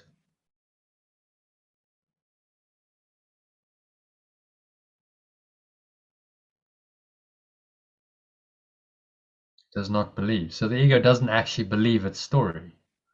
And it desperately wants to make what's false true. That's its obsession. So why underlying it is always doubt. It is itself alone that it condemns. So within itself, it sees the guilt. So if it's condemning, it says it's condemning you, but actually it's condemning itself. But you've identified yourself as it, so then it feels like you're being condemned. But actually it's just this tiny mad idea that has no validity, justification, just doing what the tiny mad idea has to do. If you believe in separation, then guilt and fear and attack, hatred, anger are all part of it. They naturally arise from the idea that you're a separate self. Because really it's the belief is seeing within itself the guilt, because it believes it's really separated from love, and that it's really destroyed love, and now it has to be guilty for that. As long as it has any kind of separate identity that it wants to maintain, it must feel guilty. And guilt and despair go hand in hand, because there's no hope in a guilty thought system. If I'm evil and sinful and I deserve to be punished and to die, there's no hope in that thought system. You know, that's all I can really expect. The suffering that punishes me and eventually death. So it is its own despair it sees in you. If you believe in it, then this is what you're going to experience. You're going to experience the ego's despair and the guilt and the sin and the attack. But it's really just its own despair. It's a thought system. It's useful to think of it as a thought system, isn't it? It's a thought system based on what's false, and that thought system dictates that guilt and fear and sin and attack must arise in your mind. There's no option once you believe in separation. That, you know, that's the logical consequence of the idea of separation. Let me bring this up quickly. So any thoughts on that one?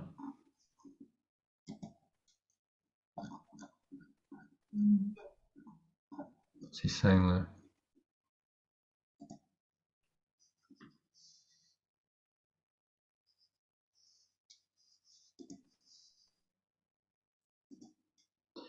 To refer back to our diagram, once you make the split, once you believe in separation, guilt, sin, fear, attack are inevitable. And all seem to be justified by the projection that you've done of thought outwards. As energy is just projected thought. So now all of it seems to be justified within this thought system. Once you believe in separation, then these are the consequences of it. And yet, it's not true. The idea of separation that sponsored it all is not true. So underlying all of this, that the ego's, I mean, look at the lengths we've gone to convince ourselves that it's real. Underlying all of this is the doubt that this idea and everything that seems to be the effect of it is false. Which is what he's highlighting here. So you have this hidden doubt. What it shows you is reality. Such conviction it does not believe. Because the remembrance of oneness, the echo, the voice for God, underlies all of it. And so now he's saying whatever's happening here, there's always this underlying presence. Whatever the ego is doing is a mad defense for its idea of separation. If you see it with the Holy Spirit, then you will remember that underlying all of this is oneness. Underlying all of this is the truth, and you're not fooled anymore. Well, that's really all we're training to do, is to be able to see the echo that underlies all of these mad projections. Perceive it always and stay in that consciousness of it. Is that noise that you know when you put the radio on, you're not tuned on a particular channel? Yeah. The kind of background noise. Yeah. Isn't that the sound of the original Big Bang that's remaining? I don't think your normal radio can pick it up. That's just general static, not not tuned in, but you can pick it up with advanced machinery. There was a couple of scientists who were they picked up this background frequency in the 60s. They weren't sure what it was, and then then at the same time people like Stephen Hawking and stuff were coming up with their theories about how the universe came into being, cosmologists, and these guys had then picked up this background frequency that's always there, because they couldn't explain it any other way. They said, well, what is this thing? Where does it come from? And so it's an echo in this world of that original split. So what we are being asked to do here is go beyond that, go beyond time zero, and recognize that there's an echo of the voice for pure formless awareness. Pure formless awareness of perfect love is still underlying everything, is still true reality, is still there. And so everything the ego's done and continues to do in this world as a defense against that truth, actually underlying it, the reinterpretation, is that this is really an echo of this voice for God, the remembrance of perfect love. Yeah, I remember reading about that background noise, and I'm wondering. I wonder what they did with that information. How they? Well, they published a paper and they won a Nobel Prize for it, because they discovered something that went right back to the beginning of time. And that then dovetailed with the theory that cosmologists like Stephen Hawking were coming up of the Big Bang. And they were like, okay, well, that's a theory. What evidence do we have for it? Well, evidence is this background radiation. Where did it come from? But from the Big Bang. And it's everywhere. Like, there's nowhere on earth you can go and not pick it up if you've got the right instruments to hear it. So everywhere they went, they could hear this frequency. So it's like the underlying residue, the echo, if you like, of the Big Bang in this world. Well, in the same way, like, what goes even deeper than that is eternity, because the eternal state of mind that pre-existed the Big Bang still is there, and it still underlies all of time and space, and everything the ego thinks it's done since then. The underlying truth of this eternal oneness is still there. There's no form to it. You won't go, oh, well, I can hear the frequency of it. It's just in your mind. It's a presence in your mind, and but you can listen to that voice, and you can allow that to now come into your world in a very real, practical way by reinterpreting everything for you. Now this becomes the guiding force of your life. It's not some distant voice that you can only tune into with some kind of advanced instruments. You can listen to this voice all the time. And so the echo for eternity, the voice, this tiny voice that starts off a very unaware of it, and it's difficult to hear, and now becomes the guiding force of your life, and it's there, present, ever present, all the time. That's what this mind training is about, bringing this voice into prominence, so the voice never leaves you. The voice is always there, guiding every thought, every word, every action. That's what we're trying to do here. So what was just a hidden and this very subtle voice you couldn't hear now becomes you. This is what's guiding you in your life. And so it becomes the living God, the living voice that's directing you in this world. Okay, so any other thoughts on that paragraph 5?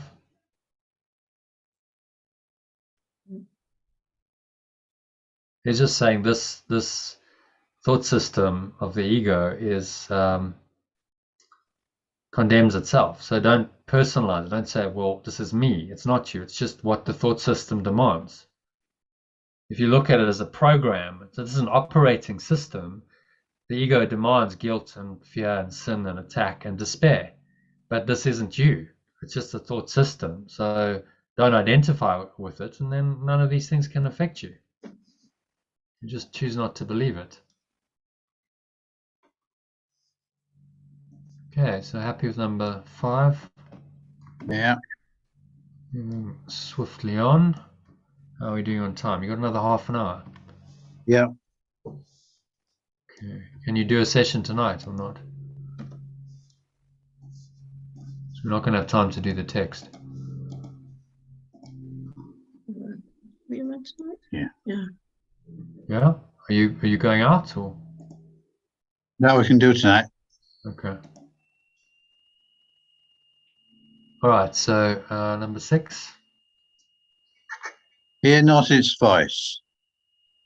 The witnesses it sends to prove to you its evil is your own are false, and speak with certainty of what they do not know. Your faith in them is blind because you would not share the doubts their Lord can completely vanquish. Cannot completely vanquish. Completely vanquish. Just surprised to see the word Lord in there, actually. I've not seen that before. Yeah, he used it the other day actually. The Lord of Hosts in was it one of the text readings? I don't think you were there. It was just me and Iona.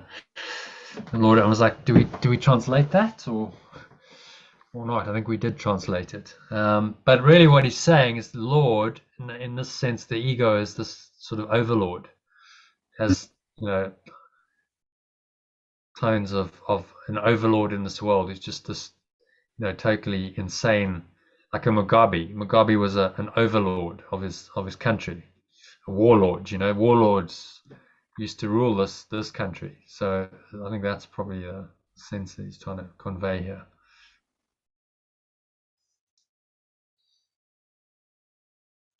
You believe to doubt his vassals is to doubt yourself.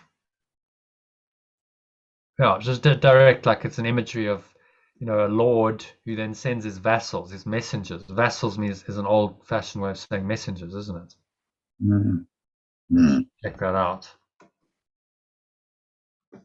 So he's drawing on like the Middle Ages. This is how the communication system used to happen. Is you got a lord who would send his vassals. Vassal or liege subject is a person regarded as having a mutual obligation to a lord or monarch in the context of the feudal system in medieval Europe. Yeah. So this was he's referring back to the medieval system through this language and saying actually the ego is like a lord that's sending out its messengers to tell you something, and then you're going to believe these messages. You believe to doubt his vassals is to doubt yourself. If you're totally identified with your role as the victim, as the serf was the basically bound to the Lord, then you're going to believe that to doubt the messengers of the Lord is to doubt yourself, because you're questioning your entire status, who you are in the world. But he's saying all of it's false. So let's do a bit of translation. Sorry, from the top. Do not hear its voice.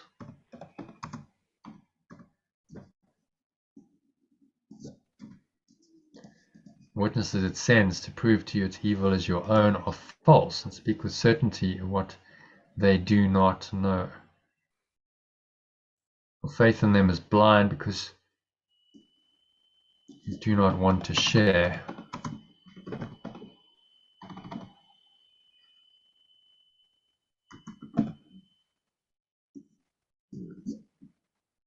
Share the doubts their Lord cannot completely vanquish. You believe to doubt vassals. Should we change that to messengers? I think that's more understandable. Or servants. Yeah. Let's have a look at the vassal or liege subject. Person regarded as having a mutual obligation to a lord or monarch. The context of the feudal system in medieval Europe.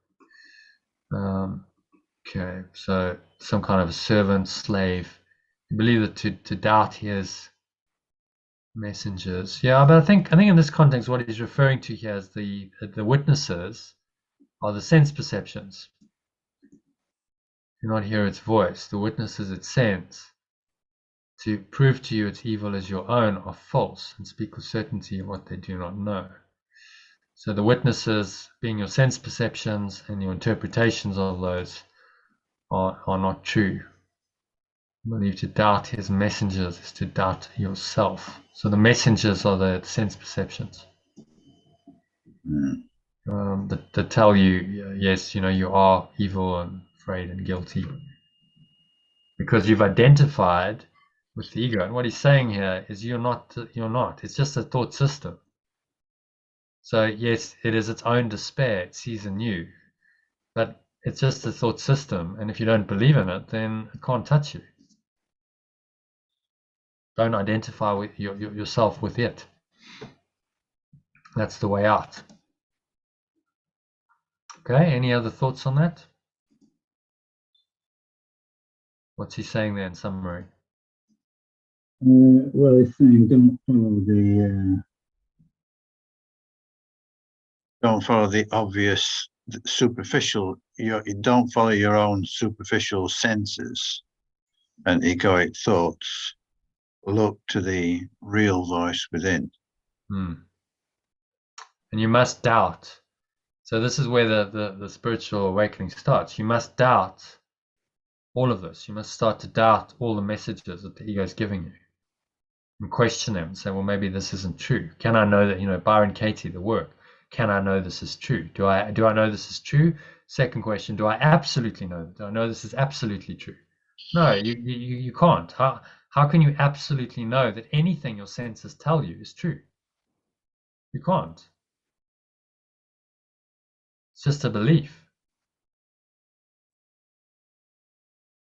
Which is what scientists do. It makes them very uncomfortable because they go, well, my senses are true. No, maybe the whole thing's a setup. Maybe what your senses are telling you is a lie.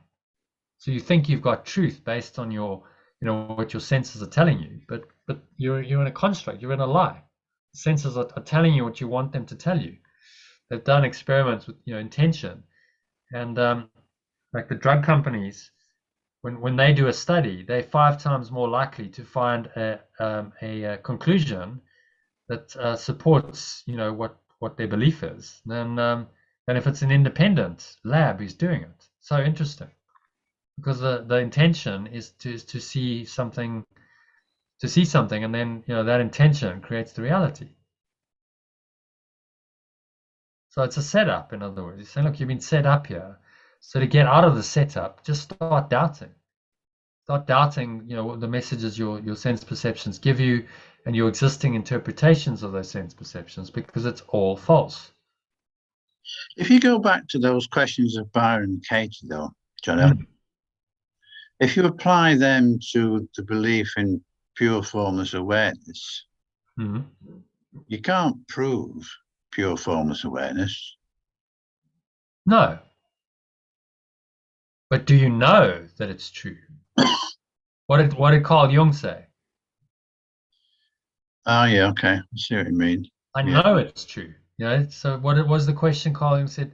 Well, how do you They said the question was, do you believe in God?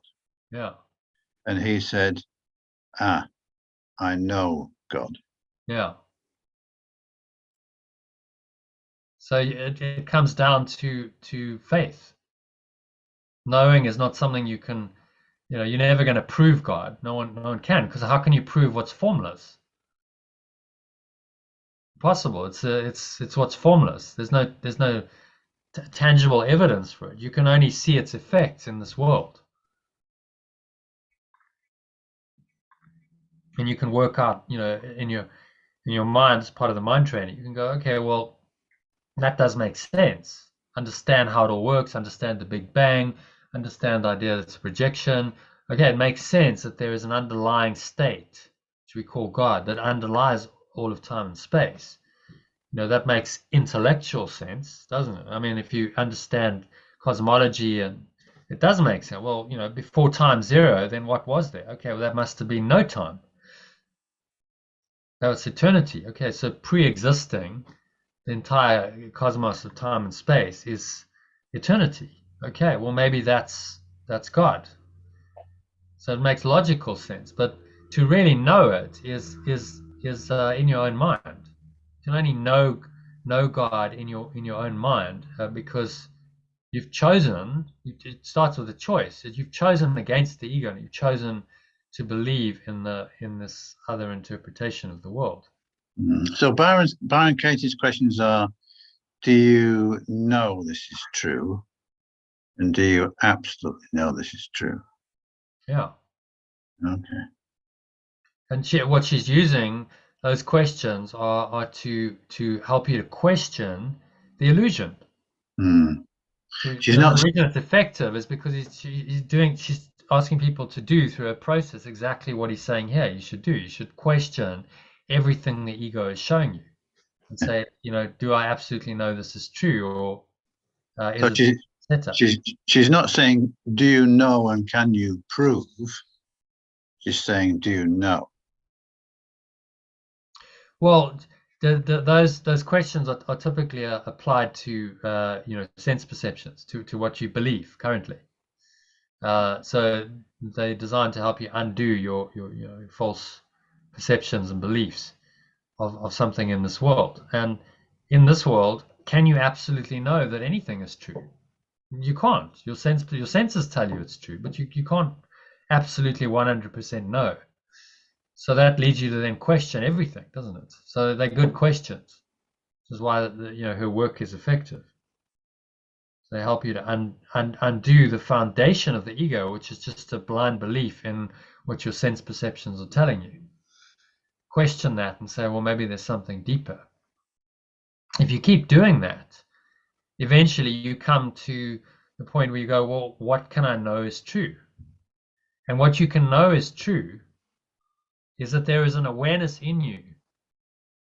Just the fact that you can think about anything, there's some fundamental awareness there that you can know is true. I am, the I am presence. I am that I am. There's a presence here that I know is true because I'm aware of it. I'm self-aware. And I know it, it's self-evident. I am that presence. I have an awareness. That becomes self-evident truth for someone who's done this questioning and doubting and then undoing of the ego. You go, well, I can know the truth because I am aware. I am that I am. I am this presence right now. I have an awareness. And actually, I know that awareness can't really die. It's not possible for that awareness to ever not be there. I've always had this awareness. I always will have this awareness. I wonder how Carl Jung would have answered if the interviewer had said, "How do you know?" He probably would have just said, because I know. Then it comes down to faith. All of my life experiences, everything's brought me to the point of, I know the truth. I am it. I absolutely know with deepest conviction in my mind. And the scientific material says, well, how do you know? You can't prove that. No, but then neither can you prove what the ego is saying. There's no absolute proof for that. Your sense perceptions prove nothing. So in the end, it comes down to faith. What do you have faith in? You have faith in what you want to believe. Yeah, and I think Carl Jung, he did have a life of experience, and so in his terms, he would have known deeply within himself. Yeah, many years, and he studied, and he would have come to the conclusion eventually. Yeah. That there is another presence. There is something else that's there that underpins life. And every great teacher, philosopher, thinker really comes to the same conclusion eventually. Yeah. There's something else there, whether you're a psychoanalyst as he was, or you're a scientist, or you're a philosopher, or you're overtly a spiritual teacher. You know, the perennial philosophy is there is another truth, there is another reality. However you come to that conclusion, everyone in the end, if you keep inquiring, comes to the same conclusion. So then you have to go, well, that must be true then. Whatever, all of these great thinkers and masters, and they've all been wrong, they're all delusional. Is that really likely? Or have they penetrated through the veil of illusion that the ego's covered over this world and gone beyond it, and and seen into the truth? Yeah. That's a much more plausible, more likely explanation. If it was the case of all the great thinkers, if the scientific materialists are right, then all the great thinkers, philosophers, teachers, spiritual masters are all wrong. They were all completely delusional. Yeah, quite. Is that really likely? All right, so let's carry on, shall we? Moving swiftly on to number 7.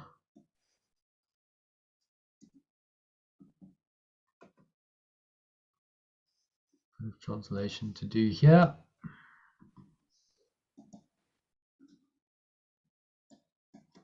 So if you want to read number 7, Sue. Anyway.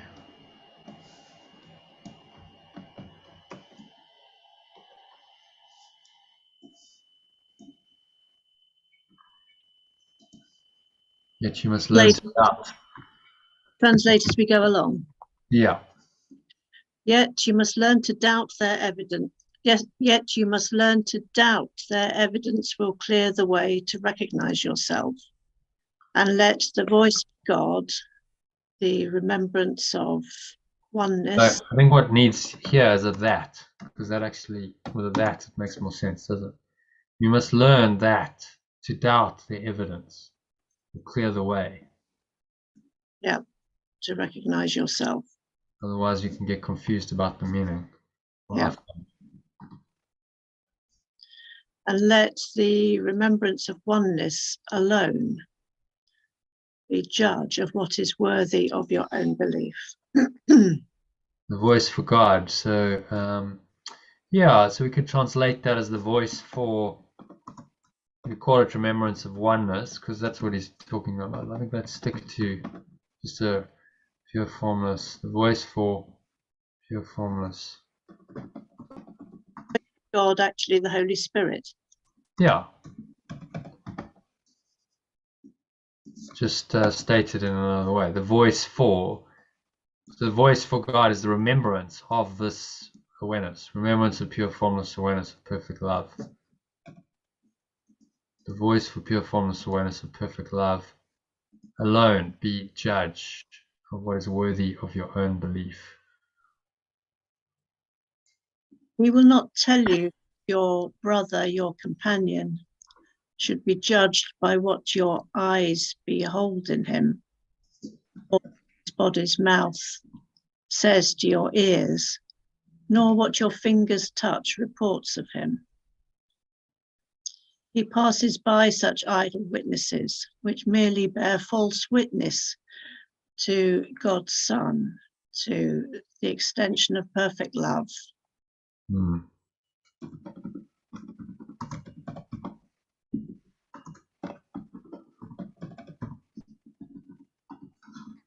This is only what pure formless awareness of perfect love loves. In the holy light of what he sees, do all the dreams of the belief in separation. And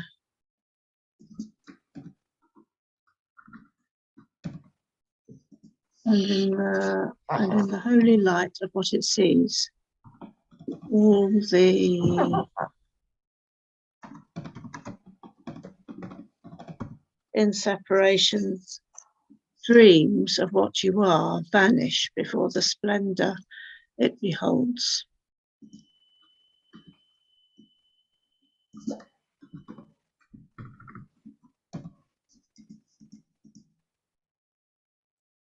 Now,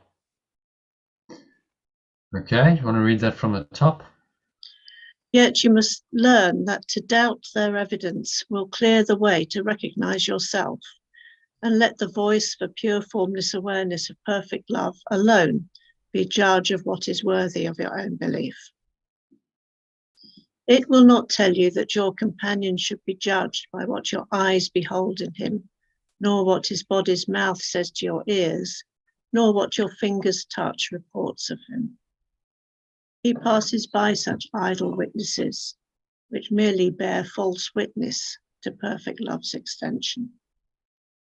It recognizes only what pure formless awareness of perfect love loves. And in the holy light of what it sees, do all the belief in separation's dreams of what you are vanish before the splendor it beholds. All belief in separations, dreams of what you are, vanish. Let's just take out the do.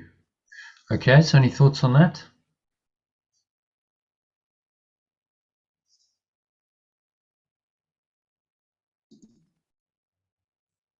What's he saying? Paragraph. He's saying that when we do start to doubt, seeing with our eyes and hearing with our voice, and let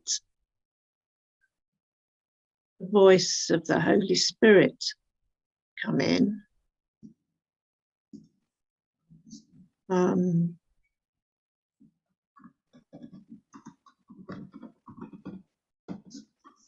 we can let go and undo the ego's thought system.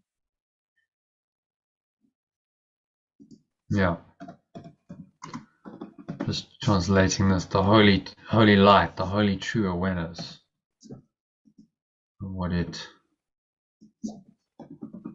like see and perceives. The holy true awareness of what it perceives, all the belief in separations, dreams of what you are, do vanish before the splendor it beholds. So really just saying you start to doubt the evidence of your senses. That's the starting point. Clearing the way to recognize yourself. Let's make that a capital self. Recognize yourself and let the voice for pure formless awareness of perfect love alone be judge of what is worthy of your own belief. So the starting point for the spiritual journey is to start to question and doubt what you are seeing with your body's eyes, what you're perceiving, and all your interpretations of what you're perceiving.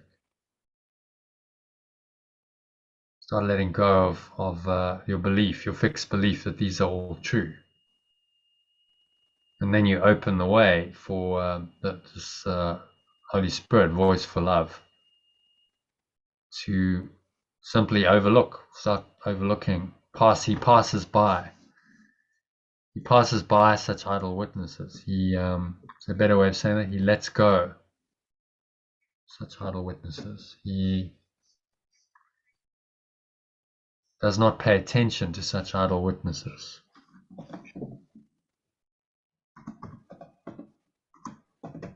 I think that's what he means. So let's change that. He does not pay attention to such idle witnesses, which merely bear false witness to perfect love's extension. So this is how it starts. It starts with doubting the ego's entire thought system and questioning the reality of our sense perceptions and all of our judgments based on those sense perceptions. If you think of how you judge based on what your body's senses tell you, don't you? That's the basis for judgment. When he's just saying give it up because it's all false. You're in a setup. You can't believe any of this.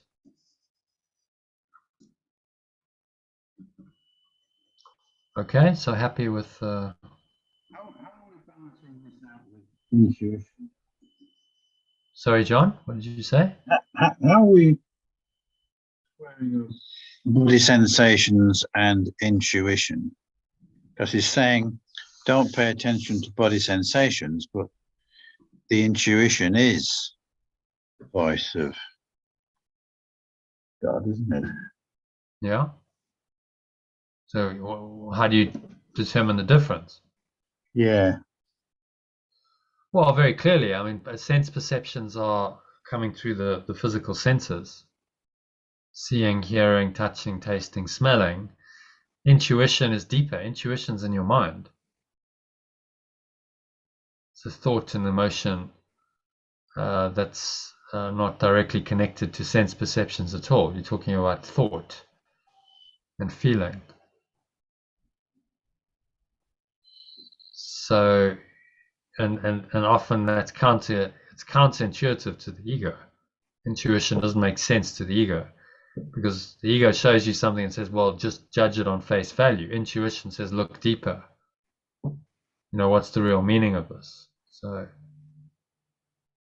you're going beyond sense perceptions and reinterpreting from another frame of reference, from the deeper self, who you really are, capital self.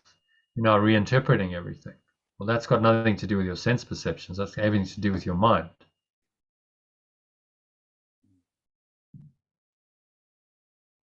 So you're just training your mind to reinterpret all of the sense perceptions in a way that's helpful. Don't believe the face value of it, really what he's saying. Don't just hook, line and sinker buy into this and say, yes, okay, this is truth, this is reality, because my senses tell me that. Saying, look at all of it from the perspective of oneness and reinterpret it all. So then you're perceiving, you still got your sense perceptions on the physical level. That's all, the information's coming in. You're getting the sensory inputs.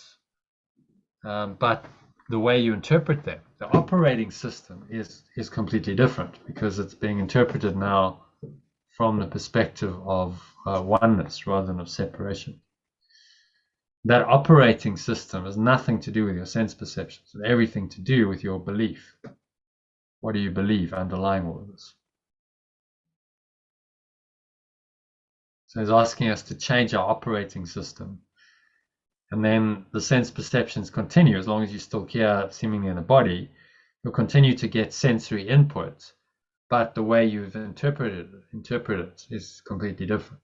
It's a different operating system. So intuition and the voice for God are the operating system. That has nothing to do with the sense perceptions at all. You can reinterpret them, but it's not bound by them. Whereas the ego is identified with the world, and so then it has to believe blindly whatever the world shows you. Whatever your senses tell you, then that's what it believes. It says, well, look, that's reality then. But actually it's a setup. You've been set up to believe in this thought system of guilt, sin, fear, and attack. So none of it's true. John, we're going to have to go. Okay. Thank you very much. We're not taking you away from your parental duties, are we, tonight? No, it's fine. Okay. After 8:30 anyway, Gabriel's in bed, so and I'm not staying a few miles away from him, so I'm not going to see him tonight. Okay, so I'll see you later at See you later. yeah, 8:30. Yeah. All right. Very good. Thanks, Jono. Okay. Bye for now.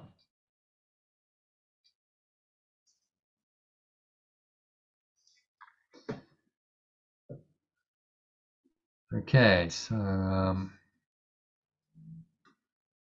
let's finish this translation, shall we? Be judge of what you are.